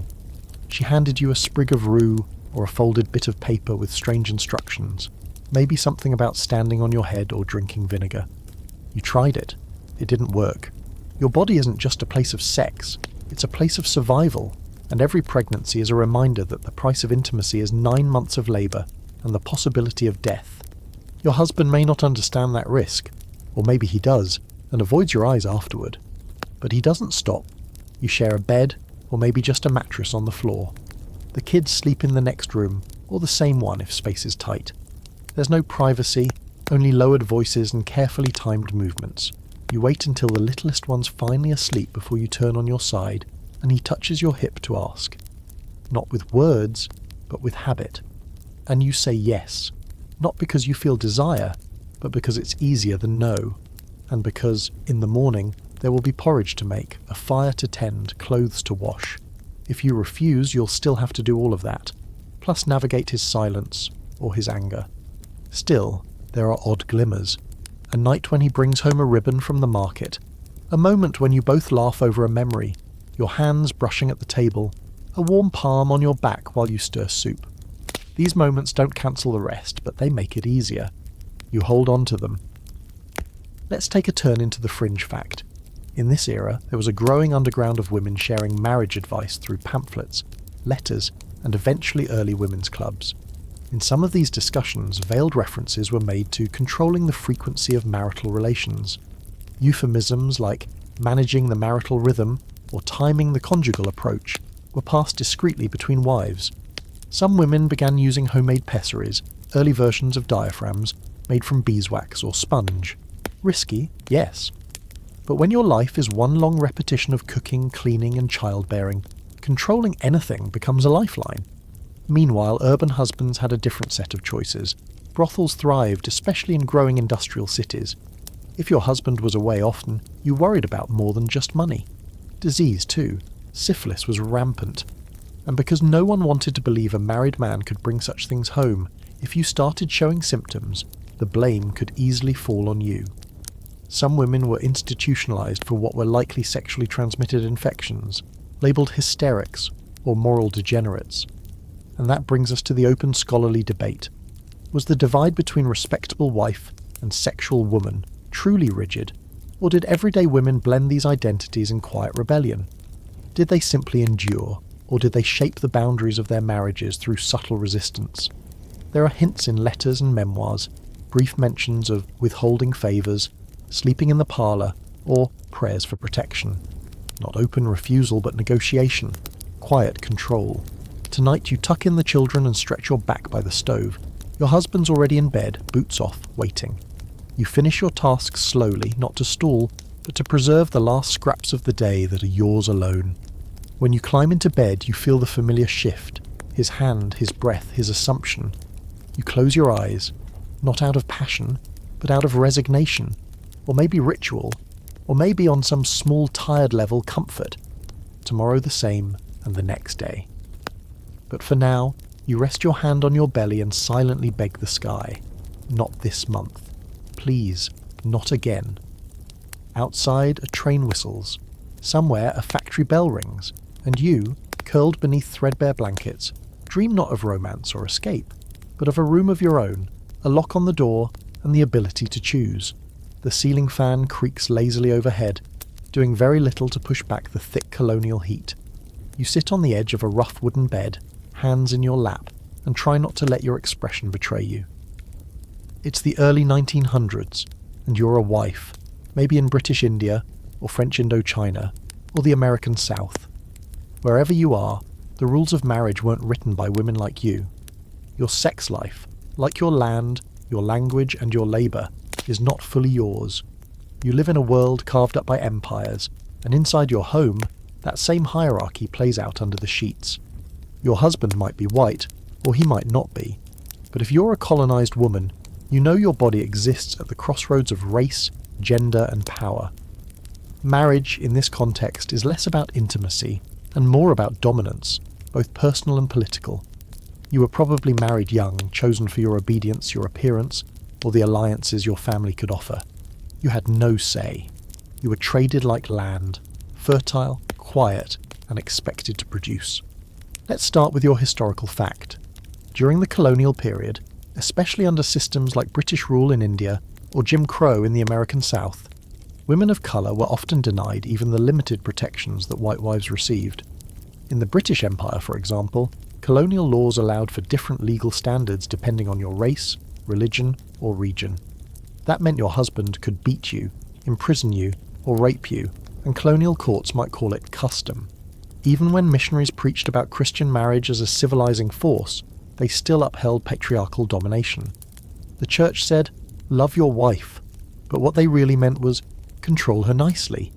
You might live in a mission compound or on a plantation, or in a stone house passed down from your husband's father. Either way, you walk through its halls like a tenant, not an owner. The bedroom, when it's just you and him, becomes a performance. You're expected to be willing, never wanting. There's no space to explore what you enjoy because your pleasure isn't the point. What matters is that he's satisfied. and that the children keep coming. Preferably sons, preferably light-skinned. Here's the fringe fact. Colonial governments often regulated interracial sex with absurd obsession. In French colonies, for instance, marriages between colonizers and local women were sometimes encouraged early on, but only until too many mixed-race children were born. Then the pendulum swung, and such unions were banned, criticised, or quietly erased. In British colonies, native wives were sometimes permitted informally, but never legally recognised. So if your husband is European and you're not, your sex life might be treated as scandalous one moment and invisible the next. Even when married, you're still somehow the other, exotic, tamed, useful. And the open scholarly debate here, it's about consent, real, meaningful, enthusiastic consent in marriages shaped by systemic inequality. Did women like you ever want what happened in the bedroom, or did they simply accept it as inevitable? Some historians argue that colonized women found subtle ways to assert power, refusing certain advances, spacing out births, or withholding emotional intimacy. Others point to letters, trial records, and diaries where women describe enduring humiliation, violence, and the suffocating weight of cultural erasure. The truth is both, resistance and submission, tangled in the same breath. You might have tried local remedies to delay pregnancy, herbs, heat, prayers whispered to ancestors or saints. You may have sought help from other women, those older and bolder, who told you how to close your legs without closing your marriage. Maybe you cried during childbirth. Maybe you stopped crying altogether. Maybe you started to believe that your silence was safety. Tonight your husband returns smelling of tobacco and foreign policy. He says little. You serve him tea, kneel to untie his shoes, and listen as he mutters about the heat, the governor, the natives. You are native. You say nothing. He goes to bed early, beckons you with 2 fingers. You slip beside him. You stare at the ceiling while he climbs over you. Not roughly, but not kindly either. You've learned how to tilt your hips just enough to get it over with faster. You've memorised the pattern of his breathing, the moment when it's safe to go numb. Afterward he falls asleep instantly. You lie awake, wondering if this counts as love or just habit. You think of the women in the kitchen, of your mother, of the girls who ran away to join rebels or take jobs in the city. You envy their motion. Your stillness has become your armour. In the moonlight, you trace the scar from your second childbirth. You remember how you almost died. You remember the midwife's face, drawn and afraid, the way she whispered, "You're strong, stronger than he knows." You clung to those words like prayer, like breath. Outside, the jungle chirps and buzzes, or maybe it's just the wind rattling through cotton fields. Wherever you are, the land has never been fully yours. Neither has your body, but you keep going. You keep waking. You keep surviving. And sometimes, on the rare nights when he's away, you lie in the bed alone. You stretch. You breathe. You remember what it feels like not to be touched, not to be watched, just to exist. You tug your gloves a little tighter as you approach the meeting hall, your steps quick but controlled. There's a flurry of skirts, the sharp scent of ink and coal smoke in the air, and a distant hum of voices sharpening into chants. You're a wife, yes, but you're also something else now. It's the early 20th century, and you've joined the rising tide of women demanding not just votes, but visibility. Welcome to the era of early feminism, and the quiet, fiery rebellion happening not just in parliament buildings or picket lines, but behind closed bedroom doors. You still cook, clean, mother and manage. But now, you're also thinking, reading, questioning. You've started writing letters to newspapers and passing along pamphlets at the market. You've attended suffrage meetings by candlelight and listened to women stand up and speak in ways your grandmother never dared. You might not say it aloud just yet, but deep down, you're starting to believe that sex within marriage shouldn't just be something done to you. It should be something you get to decide, maybe even something you enjoy. That's not an easy idea to hold in this world. Your husband is likely progressive enough to let you march, maybe even support your right to vote. But when it comes to your body, his wife, his politics get a little more traditional. He still expects access. He still believes that marriage comes with certain guarantees. And when you try to bring it up, maybe during a quiet evening after the children have gone to bed, he grows uncomfortable, maybe defensive. "You're my wife," he says, confused. "Isn't that enough?" Here's your historical fact. In the early 20th century, the first real challenges to marital sexual norms began to emerge in public discourse, thanks to early feminist activists and reformers. Women like Margaret Sanger in the United States started to link reproductive rights to sexual autonomy, arguing that birth control wasn't just about preventing pregnancy, it was about giving women choice. Around the same time, campaigners in Britain and Europe began speaking more openly about the marriage question.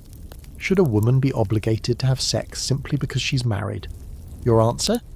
Increasingly it's no, or at least not always yes. But the laws aren't on your side. Marital rape still isn't recognised anywhere in the Western legal system. Consent, as a concept, doesn't exist between husband and wife in the eyes of the court. Your husband can force himself on you and the law will shrug. Doctors might even advise him to, especially if you've grown cold or nervous. And if you're caught trying to refuse or avoid, the blame is often yours. Too stubborn, too emotional, too radical. That word's getting thrown around a lot these days. Still, something is shifting. You read articles by other women describing the same exhaustion, the same numbness, the same flickers of rage when expected to perform intimacy like a chore. Some write about marital rape in hushed, hypothetical tones. Some suggest women's separate bedrooms or delay affection with headaches or invented illnesses. A few go further. One writer dares to say, "A woman is not a passive recipient of her husband's will. She is a sovereign in her own body." You clip that quote and hide it in your journal. Here's a fringe fact for you. Some early feminist collectives actually held sexual self-determination discussions, where women, mostly middle class and white, sat in circles and talked about what pleasure meant, what they were afraid to ask for, and how often they simply endured. One London group even published an anonymous booklet about wifely negotiations, offering coded advice for how to gently but firmly say no. Not exactly Kama Sutra, but a revolution in its own way. And yet, there's still that scholar-debated tension. Were these feminists advocating for sexual liberation in marriage? Or was sex still seen as a tool of male oppression, to be minimised or avoided? The early feminist movement was divided. Some argued that a just marriage included mutual desire. Others believed the only path to freedom was through abstinence or celibacy. What they shared, however, was the belief that you should not be reduced to a vessel. You lie in bed tonight beside your husband, unsure what kind of silence this is. He's turned away, not angry, but distant. You told him earlier that you were tired, and you were, but also you didn't want to fake it again. He said nothing, just nodded too quickly and left the room. You know he loves you. You know he works hard. But you also know he doesn't fully understand what it's like to be touched when you don't want to be, simply because you share a name. You turn on your side, curl your knees to your chest, and wonder if other women feel this complicated too. If other wives lie here thinking about consent, not just in the political realm, but in the quiet spaces where no one's watching. You want him, but you want it to come from you. You think of the flyers stacked under your bed. One of them says, in bold type, "Women are not possessions." You smile, bitterly. You believe it. You just haven't figured out how to live it yet, in your own home, in your own body. Maybe tomorrow you'll talk again. Maybe you'll say, "I want us to be equals in every way."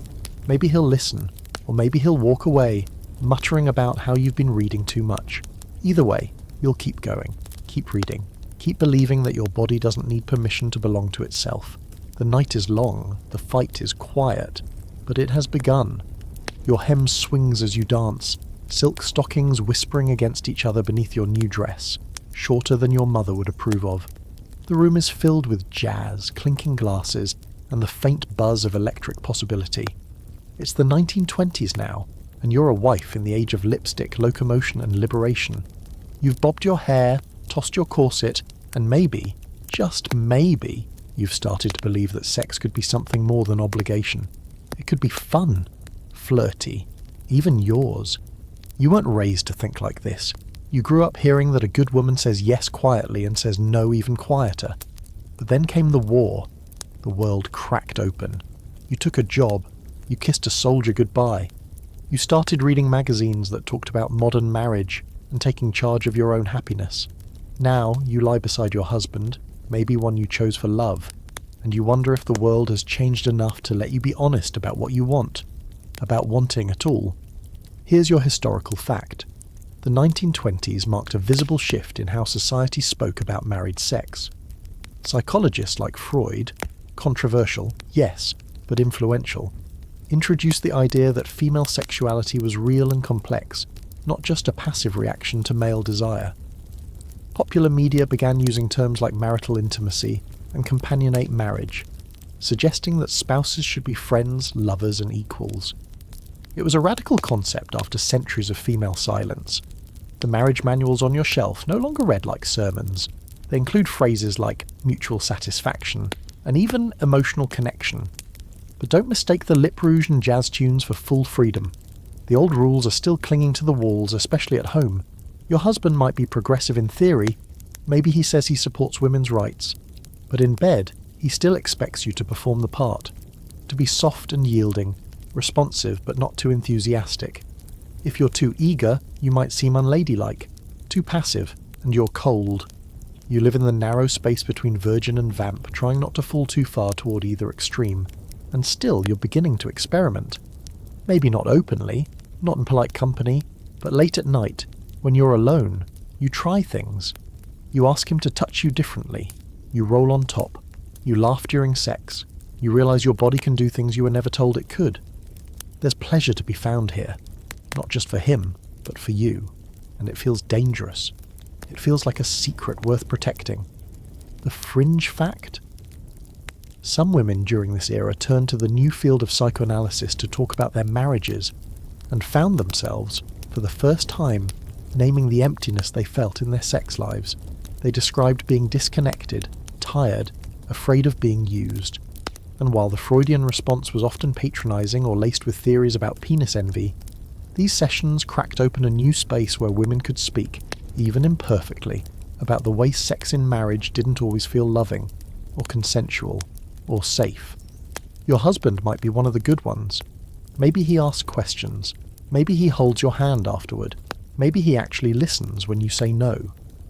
But even in the best-case scenario, there are limits. The law still doesn't recognize your right to bodily autonomy within marriage.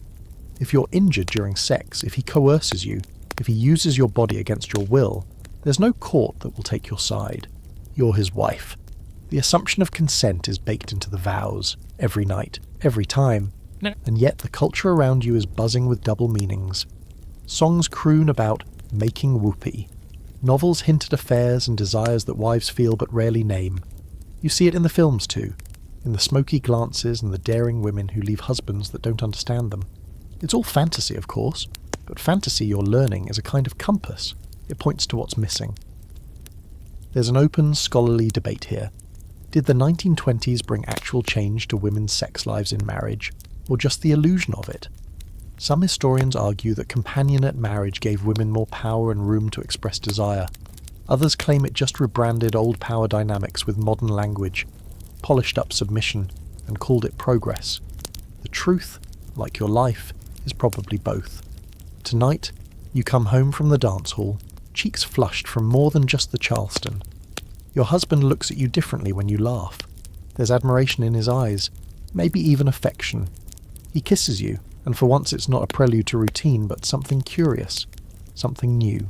You don't flinch, you don't freeze, you meet him halfway. Later in bed, you dare to guide his hand, just gently, just once. He hesitates, then tries again. He doesn't say anything, but he doesn't stop you either. You close your eyes and feel your own body answer, not out of duty, not out of fear, but out of something that's been buried under layers of lace and silence for generations. When it's over, he reaches for your hand and holds it. No thank you, no silence, just a breath shared in the dark. You stare at the ceiling, surprised at the feeling spreading through your chest.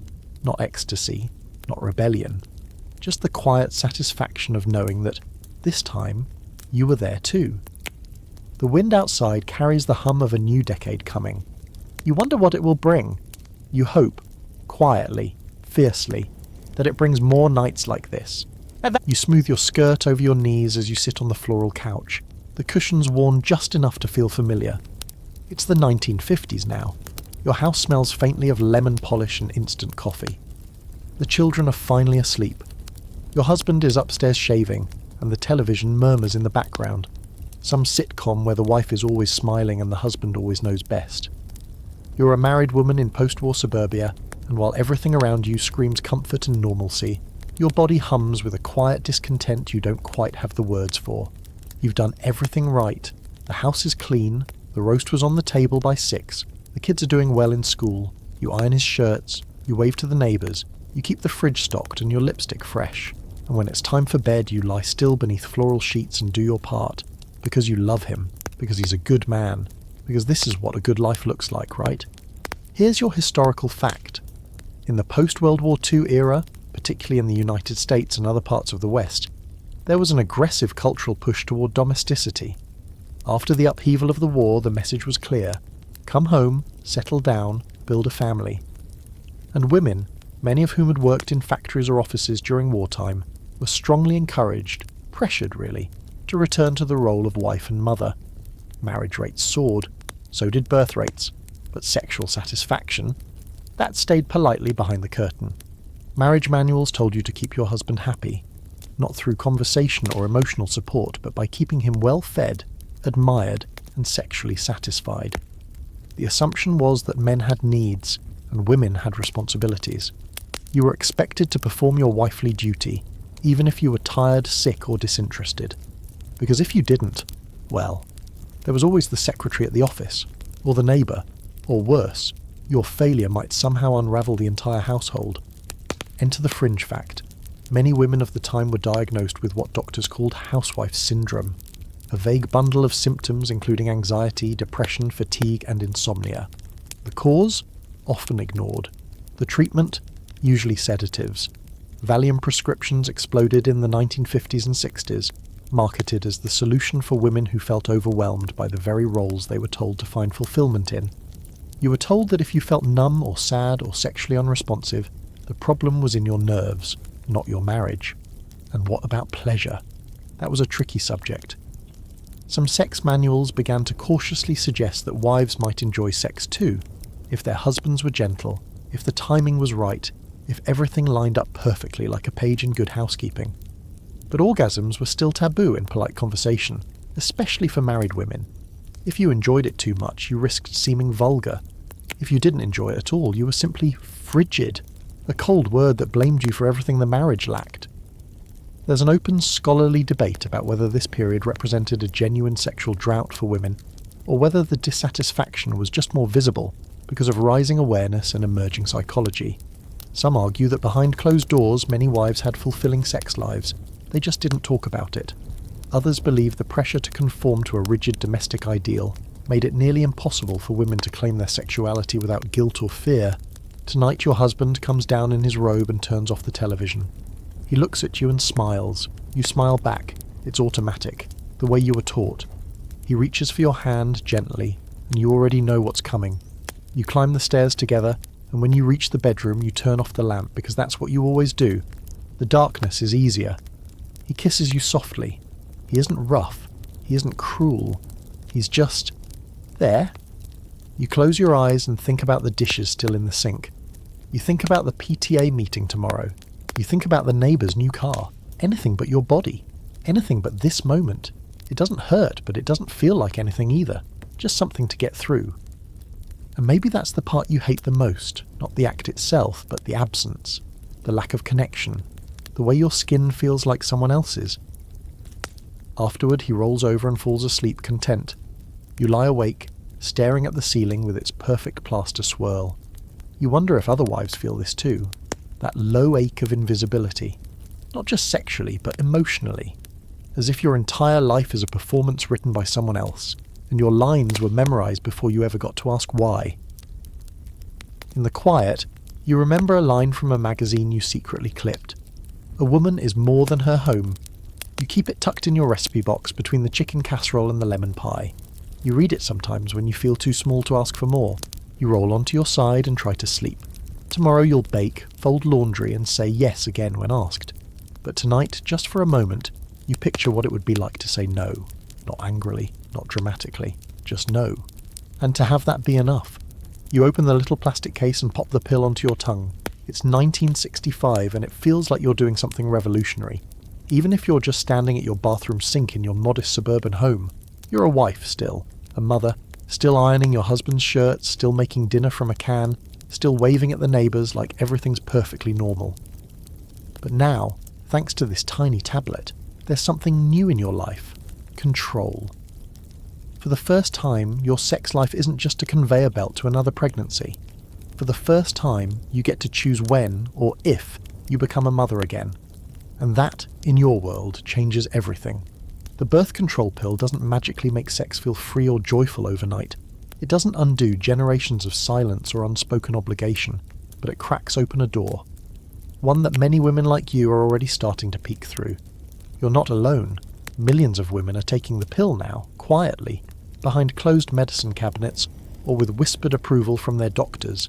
It's still controversial, still considered morally dangerous by churches and politicians, but it's here, and it's yours.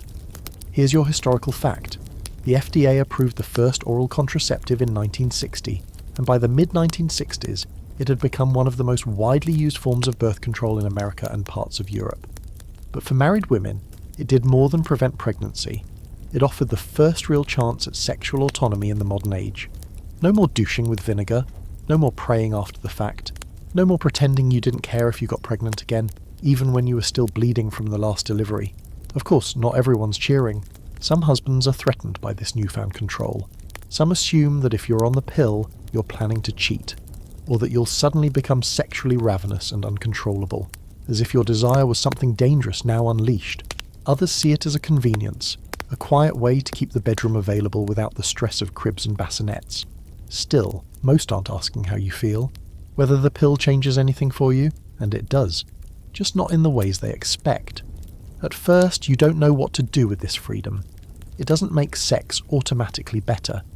You've spent decades lying still, saying yes out of habit, enduring instead of exploring. But now that the fear is gone, the ever-present anxiety of more babies, more diapers, more risk, you start to wonder, what if I wanted this? What if it didn't feel like a transaction, or a duty, or something to be traded for peace? Here's your fringe fact.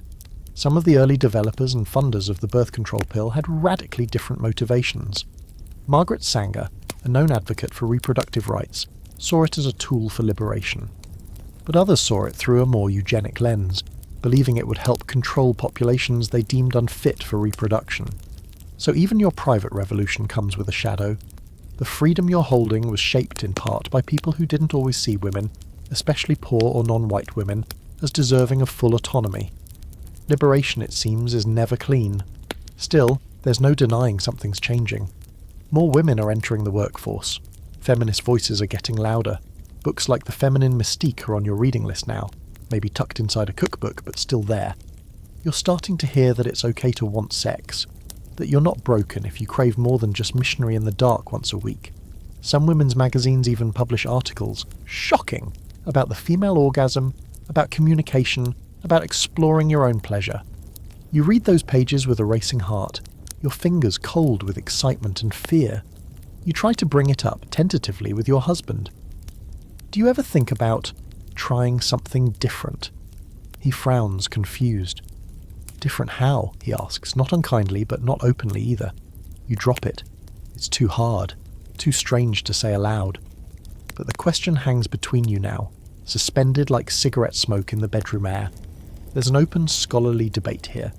Did the pill really give married women more power in their sex lives, or did it just make them more sexually available to their husbands, with fewer consequences? Some argue it gave men an easier way to demand sex, knowing there'd be no accidents. Others insist that for many women, it was a gateway drug, not to promiscuity, as critics feared, but to agency, to understanding that their bodies were not public property, that they could say yes for themselves, not because someone else expected it. Tonight you take your pill with a glass of water, tuck your hair behind your ears, and go to bed early. He follows an hour later. You're awake when he slips in beside you. You both lie there for a minute, quiet. Then his hand finds your shoulder, gentle, testing. You turn toward him, not out of duty this time, but curiosity. This time you say, "Wait, can we talk first?" He pauses, blinks, but he nods. You tell him what you read, about touching differently, about slowing down, about wanting it to feel like something shared, not something performed. He doesn't fully get it, but he listens. That's enough, for now. When you kiss, it feels less like a schedule and more like a decision. Yours. When you undress, it's slower, less habitual, less scripted. The light stays on a little longer, and afterward, you feel still awake, still present, not used, not thanked, just there, in your own skin, without apology. You turn onto your back and stare at the ceiling, a small smile curling under your breath. For the first time in years, you don't wonder if you'll get pregnant. You don't wonder if it was worth it. You don't wonder if you're normal. You just feel. And you let that be enough. You sit cross-legged on a shag rug, barefoot, sipping lukewarm herbal tea from a chipped mug that says, "Sisterhood is powerful." The incense is choking the air, the record player is stuck on Joni Mitchell, and there's a consciousness-raising circle happening in your living room. It's the 1970s now. You're still married, still juggling kids, dishes, and laundry. But now, you're also angry, and awake, and finally talking to other women about the thing no one ever let you say out loud. Sex in marriage often feels like something done to you, not with you, and that's not okay. Tonight, the women in your circle are talking about desire, or the lack of it. One says she fakes it every time. Another hasn't had sex in 6 months and feels relief more than resentment. Someone else says her husband thinks she's broken because she doesn't orgasm during intercourse. You all laugh, but it's not a light laugh. It's sharp, tired, and a little hollow. Then someone, bolder than the rest, says, "What if the problem isn't us? What if the whole model of marriage is broken?" You blink, then breathe. You've been thinking that exact thought for years, but no one ever told you it was okay to say it out loud. Here's your historical fact. During the 1970s, the second wave feminist movement took direct aim at sex and marriage. Books like Our Bodies, Ourselves exploded into the mainstream, offering women plain-spoken, honest information about their bodies, anatomy, orgasms, and consent. For the first time, women were seeing diagrams that didn't come from a medical textbook or a husband's assumptions. They were learning that their clitoris existed, and that it mattered. That sex wasn't just supposed to be bearable, or even just reproductive. It was supposed to be pleasurable, radically so. You buy a copy and read it at night, highlighter in hand, cheeks burning. Not because you're ashamed, but because everything in it makes sense. You realise that the numbness you've been living with isn't a defect. It's a consequence of years of silence and obligation. You start wondering what sex would feel like if it didn't come with guilt, fear, or scripts written by men who never asked how you felt. The fringe fact. Feminist activists in the 70s didn't just talk, they organised. They hosted workshops where women sat in circles with mirrors and flashlights to look at their own vulvas. Not for titillation, not for shame, but for knowledge. They mapped their own anatomy, named their own parts, reclaimed their own narratives. One collective published a guide to feminist sexual technique, which, yes, sounds ridiculous now, but was a lifeline for women who had never even said the word clitoris aloud. You didn't attend one of those workshops, not yet, but you think about it. A lot. Meanwhile, at home things are shifting, but clumsily. Your husband is trying. He read something in Cosmopolitan about female pleasure zones. He bought scented candles. He doesn't quite understand, but he wants a gold star for effort. When you try to explain that foreplay isn't just a prelude, but part of the main event, he listens, then asks, "So, what do I do?" And that's the frustrating part. You want him to care. You also want him to get it without you having to teach every lesson like a personal tutor. The open scholarly debate here is whether this wave of sexual activism actually improved things in bedrooms, or just moved the goalposts. Some argue that women were empowered to speak up and expect more, while others say that the pressure to be sexually liberated became its own kind of burden. If you weren't having great, frequent, multi-orgasmic sex, were you failing at feminism? The double bind just changed costumes. You lie in bed beside your husband, your body humming with a mix of frustration and cautious hope. You've started saying no more often, gently, but firmly. And when you do say yes, you've started asking for what you want. Sort of. In code. You say, "Not like that," or "maybe slower," or "try this instead." You're still learning the vocabulary of your own pleasure. It's awkward, but it's something. Tonight, after the kids are asleep, he comes to you with hesitation, not assumption. He asks, "Is now okay?" You say, "Maybe." He waits. That alone is progress. You kiss him. Not because you have to, but because you want to see if the spark is still there. And it is. Dim, maybe, but not dead. He's still clumsy, but you've learned how to steer without bruising his ego. When he finishes too soon, he actually says, "Did you?" And this time, he means it. You haven't. But you're touched that he asked. You take his hand and guide it. Slowly. With intention. You don't perform. You focus. And when it happens, your breath catching, your fingers tightening around the sheets, you don't feel shame. You feel seen. You feel like this moment, small and imperfect, belongs to you. Afterward, he wraps his arms around you, not to claim, just to hold. You stare at the ceiling, thinking about your circle. You wonder how many other women are lying in bed at this very moment, whispering new truths to themselves in the dark. You think about the mirror you bought but haven't used. Maybe tomorrow, maybe soon. You close your eyes with a strange, unfamiliar sensation blooming in your chest. Not ecstasy, not pride. Something quieter. Possibility. You pull the blind shut, double-check the lock and turn the volume down on the TV, not because you're watching something inappropriate, but because you're about to have a serious conversation with your teenage daughter about sex. You're married, you're tired, and it's the mid-1980s. Madonna's on the radio, Ronald Reagan's on the screen, and somewhere between the two, your own marriage is drifting into a fog of routine, avoidance, and occasionally awkward attempts at date night that involve microwave popcorn and falling asleep halfway through a movie. You're a wife in the era of shoulder pads, VHS tapes, and moral panic. Your sex life, like your living room, is decorated in beige and compromise. You still sleep beside your husband every night. You still kiss him goodbye in the morning. But lately intimacy feels more like an obligation than a desire, a pattern worn thin from decades of mixed messages and unmet needs. Here's your historical fact.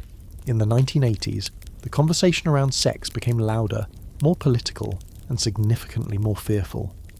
The AIDS crisis changed everything.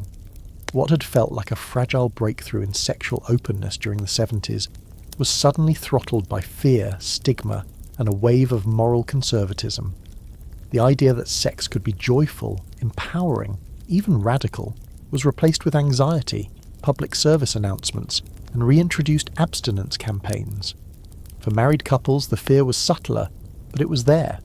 Suddenly the phrase safe sex wasn't just for teenagers or gay men. It was for everyone.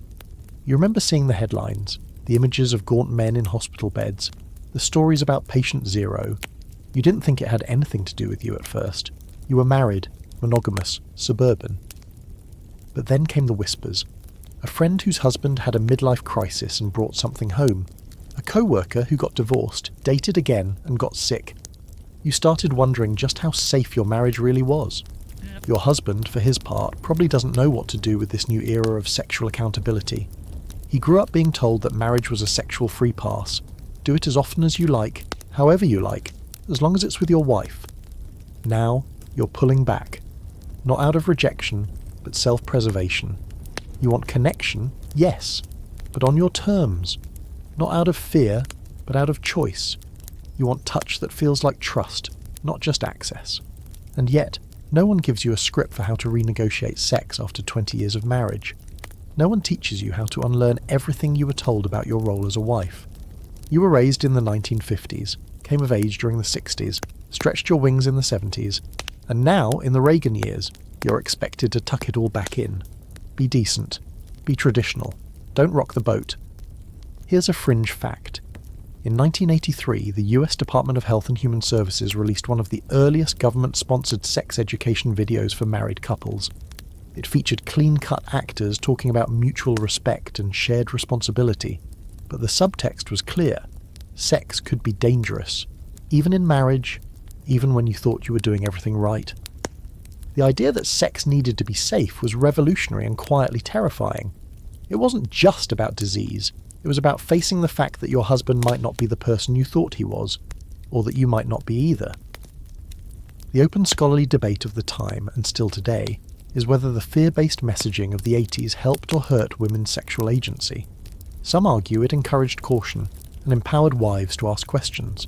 Others believe it pushed women back into silence, afraid of being labelled promiscuous, or worse, of being blamed for something they didn't even understand. You fall somewhere in between. Wary, watchful, wishing you had more answers. Tonight your husband brushes against you while you're folding laundry. A hand on your back, tentative. You tense. It's not that you don't want him. You miss wanting him. But you're tired. Not just from the kids and the job and the bills. Tired from pretending that sex is always simple, that it doesn't carry history or politics or fear. Still, you let him kiss you. You turn and kiss him back. Slowly, not automatically. You remember when kissing felt like a beginning, not just a checkpoint. Later in bed, he asks, "Are you okay?" He doesn't mean just tonight. He means generally. You pause, then nod. "I think so." It's not a lie, but it's not the whole truth. He squeezes your hand. "I know it's been weird lately," he says. "I'm here if you want to talk." That alone, those words, make something loosen in your chest. You tell him you've been feeling cautious, not cold, just complicated. He nods, doesn't push, just holds you. And for once, that's enough. No pressure, no expectation, just warmth. You don't have all the answers, but you know this. You're allowed to ask questions, even now, even here, in the middle of a marriage that's seen a dozen seasons and countless quiet nights. And tomorrow, when your daughter asks about her own body, her own choices, you'll look her in the eye and say, "You get to decide. Always." And for the first time, you'll mean it, for both of you. The bedroom is glowing with the soft blue light of a computer screen. It's the mid-1990s, and you've just learned how to send an email. You have a cordless phone, a minivan with a CD player, and a marriage that's in its second or third decade, depending on how you're counting. You still make dinner most nights, still fold laundry into neat little piles, still refill the same prescription every month. But now, there's something else quietly threading itself through your life. The internet. And with it, a sudden, chaotic flood of information about sex, relationships, pleasure, and what it all means in a marriage that's gone a little quiet. You're a wife in the age of dial-up and AOL chat rooms, and for the first time, the silence of the marital bedroom is competing with a new kind of noise. Anonymous voices sharing secrets, advice columns answering questions you were too embarrassed to ask, and articles that don't just tell you how to please your husband, but ask, "Are you even enjoying it yourself?" You're stunned and curious. You lean forward in your desk chair reading late into the night while your husband snores gently upstairs. Let's start with your historical fact. In the 1990s, access to sex education and conversations around female pleasure dramatically expanded thanks to the rise of the internet, cable television, and a surge of women's health books that made it to mainstream shelves. The Vagina Monologues was first performed in 1996, and suddenly people were talking, out loud, about sex, shame, and what women actually wanted. It was bold, messy, funny, and shocking. And for many married women like you, it opened a door you didn't even know existed. You start to wonder, is it too late to ask for more? To renegotiate what sex is in a marriage that's been running on autopilot for years? Because here's the thing, you're not unhappy. You love him. You've built a life together. But when it comes to sex, there's this deep well of unspoken things. He assumes you're satisfied, and you've let him. For years. Because it was easier. Because you weren't even sure what you needed. But now, reading these forums and articles, hearing women use words like climax and communication and resentment, you realise you've been swallowing your questions for decades, and there's something else. You've started to see that marriage doesn't automatically make sex safe or equal. You've read about women who've been married 20 years and still feel like sex is something that happens to them.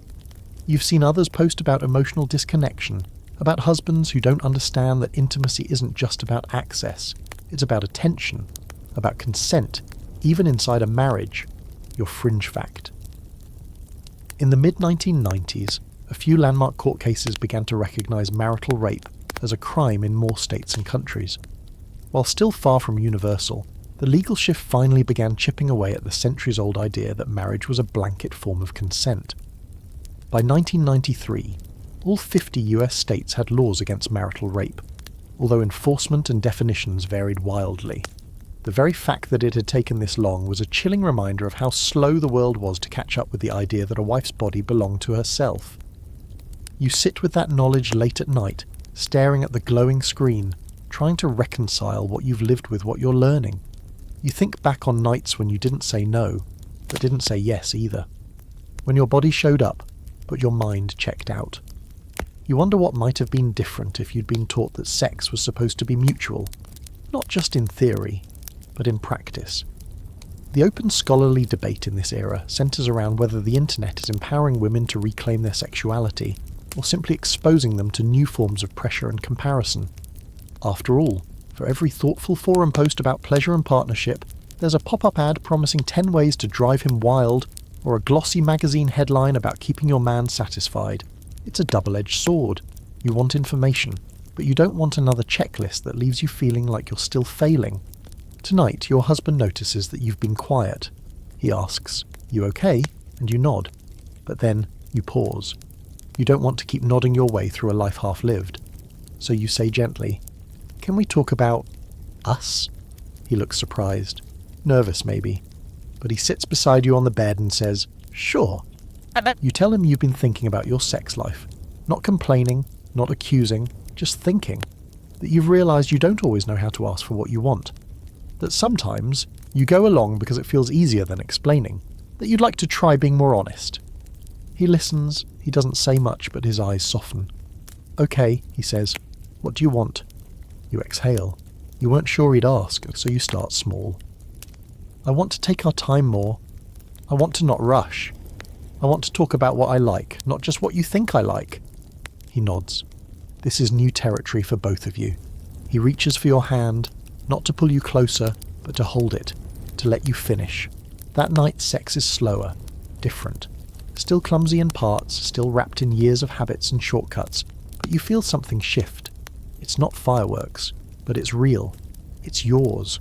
You're not just showing up, you're participating, choosing. Later, as he sleeps, you open your laptop one more time. You don't click on advice columns or forums, you just open a blank document and begin typing. You write, "I am allowed to want, I am allowed to ask," and you believe it. For the first time, maybe ever. You set your phone face down on the nightstand, the faint buzz of a text notification pulsing beneath it. It's 2007, and your husband is snoring softly beside you, one arm thrown across the pillow, still wearing his glasses. You pull the blanket up to your chin and stare at the ceiling, glowing faintly with the light of the digital alarm clock. You're in your 40s, or maybe 50s now, and marriage feels less like a romance and more like a company you both started and now co-run. Efficient, functional, dependable.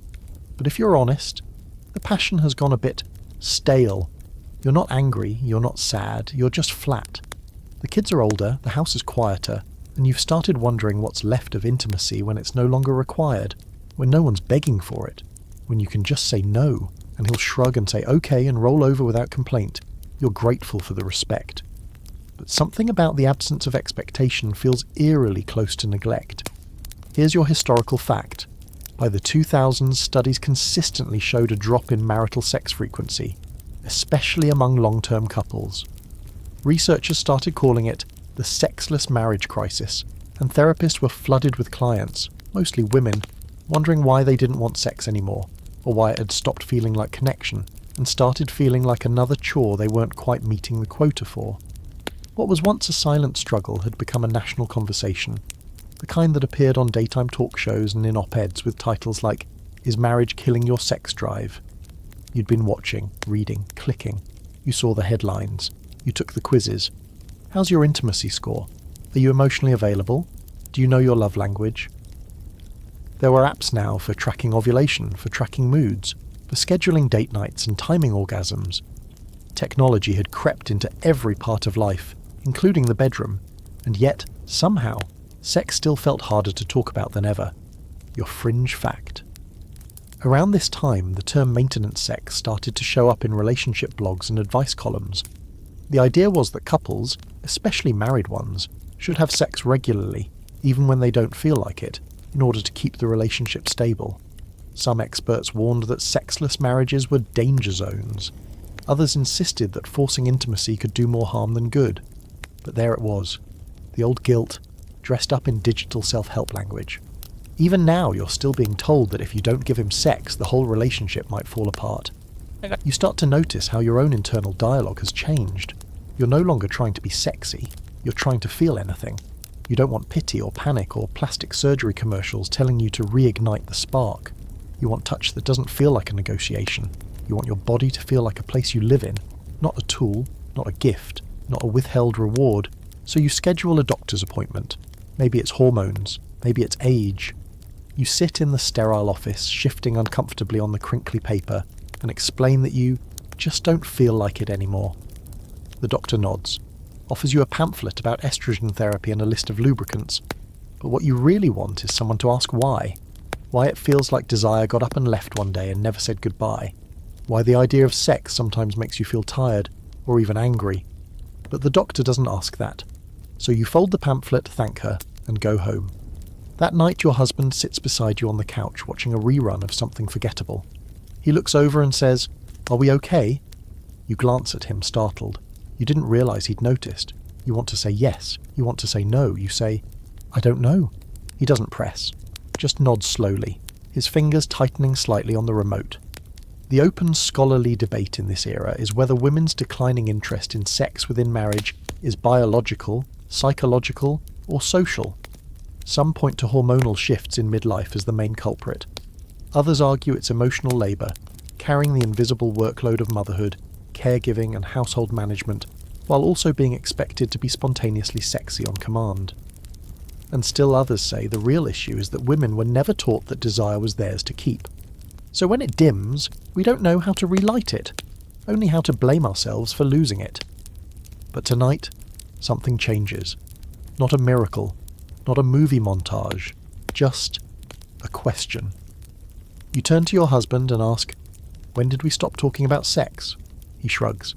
"A long time ago, I think." You both stare ahead. Then, after a moment, he says, "Do you want to start again?" It's such a small sentence, almost nothing, but it hits like thunder. You don't jump into bed. You don't suddenly rip off your clothes and rediscover the lost art of foreplay. You just start with words. "Sometimes I feel invisible," you tell him. "Sometimes I think I've lost myself, and I don't know how to feel close to you unless I feel close to me first." He nods. He doesn't say, "I understand," because maybe he doesn't, but he says, "Okay," and in a way, that's enough. Later, as you lie in bed, not touching, not pretending, you think about how much effort it takes to be honest, how much trust it takes to say, "I'm not okay," how brave it feels to say, "I want again, but I need help getting there." You close your eyes, and for the first time in months you don't feel ashamed. You feel human, and that is its own kind of intimacy. The buzz of your smartphone cuts through the silence, a soft vibration against the nightstand glass. It's 2015, and you're lying in bed with one leg out from under the duvet, scrolling with one thumb while your husband dozes beside you. His face is dimly lit by the blue light of your screen, eyes closed, mouth slightly open, still snoring just faintly. You're married, you're stable, you're fine, and yet you're reading an article titled "What if you're married and don't want sex?" for the 4th time this month. Because here's the truth. Marriage, at this stage, feels like a quiet cohabitation agreement with shared groceries, a joint Netflix account, and one deeply worn-in mattress. You still care about him. You laugh at his jokes. You remember your anniversary. But sex, that's complicated, sporadic, sometimes awkward, often non-existent, not out of malice or dysfunction, just drift. Here's your historical fact. By the mid-2000s, researchers were reporting an increase in sexless marriages, defined, clinically, as fewer than 10 sexual encounters a year. Surveys showed that nearly 15% of married couples fell into this category, with many more hovering just above it. The interesting twist? Many women reported feeling relieved by the lack of pressure. They didn't miss the sex, they missed feeling wanted, feeling seen. The problem wasn't frequency, it was disconnection. You've probably Googled low sex drive in marriage more times than you can count. You've read blog posts by therapists, you've tried scheduling intimacy. You even bought a new bra that you now regret, lace, scratchy, and about as sexy as a fire hazard. You're not broken, but you're tired of feeling like you're missing something. You've started to suspect that the problem isn't your body, it's the script. You were raised to believe that good marriages have sex, that a healthy woman desires her husband, that if you're not having sex, someone's at fault, usually you. But what if you don't want it in the way you used to? What if desire looks different now, slower, quieter, more about connection than climax? Here's your fringe fact. In 2014, a viral essay titled Marriage Without Sex swept across relationship forums, sparking thousands of comments from women who said, "Me too." Some were young, some old, some in new marriages, others in decades-deep unions. But all of them were saying the same thing. I love my partner, but I don't feel that kind of want anymore, and I don't know what to do about it. Some tried therapy, others opened their marriages. A few quietly stayed, hoping the phase would pass, but many began asking harder questions. Not just how do I fix this, but do I need to? And who told me I was supposed to want sex this often anyway? The open scholarly debate now is whether low desire in long-term marriages is a problem to be solved, or a natural evolution of love. Some psychologists argue that passion fades for everyone eventually, and that expecting marriage to remain sexually charged forever is unrealistic. Others insist that intimacy is a muscle. If you don't use it, you lose it. Then there are the radical voices, mostly feminist, often queer, who say maybe the goal shouldn't be more sex, but more honesty. Maybe your marriage doesn't need fixing. Maybe it just needs redefinition. You turn off your phone and lie back, thinking about how different your view of sex is now. You used to think of it as something owed, something counted, a marker of worth, of normalcy. Now you're not sure what it is anymore, but you know you want to feel close to him, just maybe not in the way the world tells you is correct. So the next morning over coffee you say it. I miss feeling close to you, you admit, but I don't always want sex. I don't know what that means. He stirs his mug, looks at you for a long time, then says, "Okay, so let's figure out what closeness looks like now." And that, his willingness not to fix but to ask, feels more intimate than any lingerie catalogue version of seduction. You start small. You hold hands in the grocery store again. You send each other dumb memes. You watch movies on the couch without phones in your hands. One night, you lie next to each other, faces inches apart, and just talk. Not about bills or kids or work, about yourselves, about what it means to still be discovering each other after all these years. And then slowly a different kind of intimacy returns. Not the scripted kind, not performative, but genuine. You touch without expectation. You kiss without countdown. You let your body rest in his, not out of duty, not even out of desire, but out of trust. Later you lie with his arm around you, and you don't feel pressure or failure. You feel warm, whole, unrushed.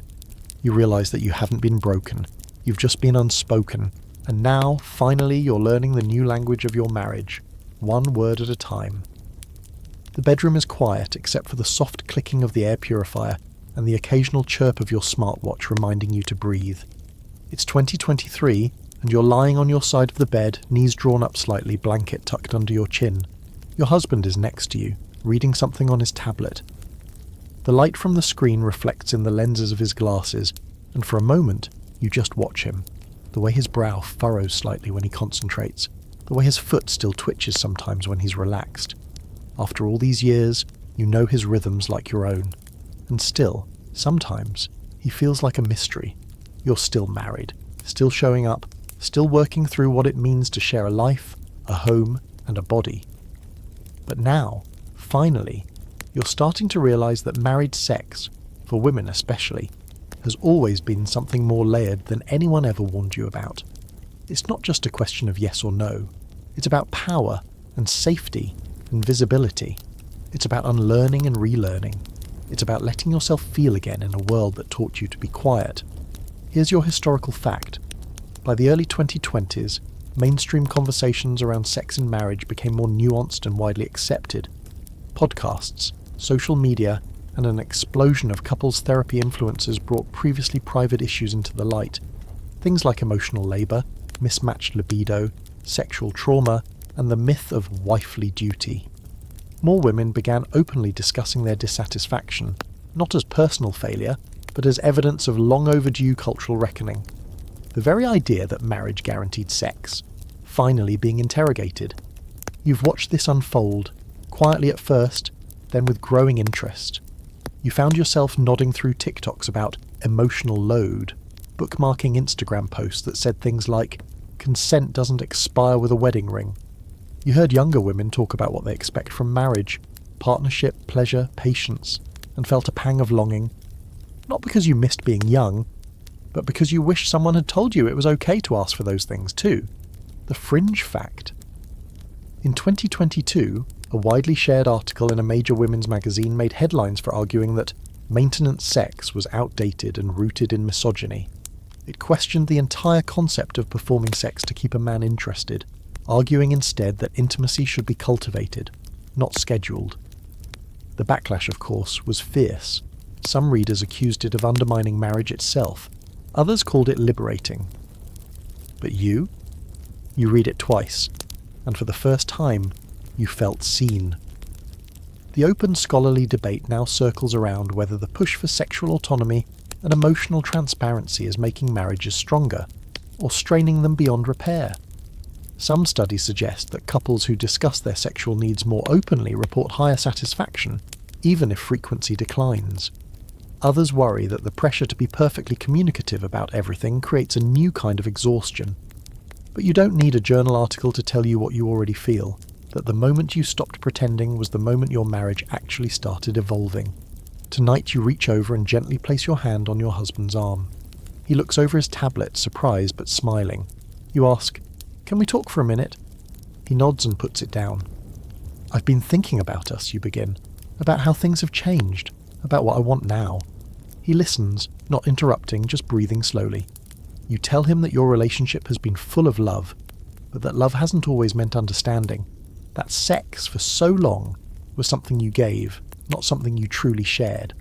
That you want to reclaim it, not for performance, not for obligation, but for joy, for curiosity, for the version of yourself that you're finally starting to trust. He doesn't flinch, he just says, "Tell me more." So you do. You talk about what you've learnt in therapy, about your changing body, about how you've started to feel again, not just physically, but emotionally. You explain how so much of your past sexual experience was shaped by silence, shame, and submission, that for years you thought pleasure was something you had to earn. And then you say, "I don't want to keep surviving my sex life. I want to live it." He takes your hand, not as a lead-in to something more, just to hold it. The next day you buy new sheets, not silky ones, not red, just soft and comfortable, ones that feel like home. You light a candle before bed, not to set a mood, but because it makes you feel good. You stop measuring intimacy and frequency, and start measuring it in tenderness. A quiet brush of the hand, a conversation that leaves you feeling heard, a kiss that doesn't ask for anything. You and your husband begin to explore, not acrobatics or grand reinventions, just honesty. Some nights that means long, open conversations. Other nights it means touching each other gently, without pressure to perform. And sometimes you laugh halfway through, or cry, or pause, and it's okay. You've learned that a married woman's sex life is not a timeline of performance milestones. It's a landscape, sometimes fertile, sometimes dormant, but always yours to walk. No one else gets to map it for you. One night, weeks later, you find yourself reaching for him, not from habit or guilt or loneliness, just because you want to. He smiles, surprised, but he doesn't ask why, and you don't explain. You just let it happen. Slowly, curiously, gently. When it's over, you lie with your head on his chest and realize you didn't just want the act. You wanted the moment, the connection, the agency, and you claimed it. Your body, after all these years, is finally something you inhabit. Not something you perform in, not something you surrender, but something that's yours. You close your eyes and exhale. It took a lifetime, but you made it. So here you are. Lights dim, blanket tugged up just right, the hum of the fan spinning low above your head. You've journeyed through centuries of married life, through corsets and courtship, through whispered duty and slow rebellion, through lace-trimmed silence and late-night awakenings, and now, finally, you're lying still but no longer quiet. You know something now that you maybe didn't before, that married sex for women has never just been about sex. It's been about survival, identity, power, connection, autonomy. It's been both sanctuary and battlefield. And it's been shaped by laws, by culture, by medicine, by fear, and only recently by choice. You think back on the versions of yourself, the young bride who didn't know she was allowed to ask, The mother who said yes through clenched teeth. The middle-aged woman who thought she'd lost desire for good. But now you see them all with tenderness, because they brought you here, to this moment, to this body that's still yours, still breathing, still learning what it means to be touched on your own terms. You won't get it perfect every time, that's not the point. The point is that you're no longer waiting to be given permission. You're writing your own script now. So as you sink deeper into the quiet, just remember, you're allowed to ask questions, you're allowed to change your mind, you're allowed to want, or not want, to rest, to pause, to begin again. And if you're lying beside someone you love, maybe tonight's the night to roll over. Not to perform, not to fix, but just to say, hey, can we talk? Or maybe not. Either way, you've earned your peace. Close your eyes, let it all go. You're safe now. You're home.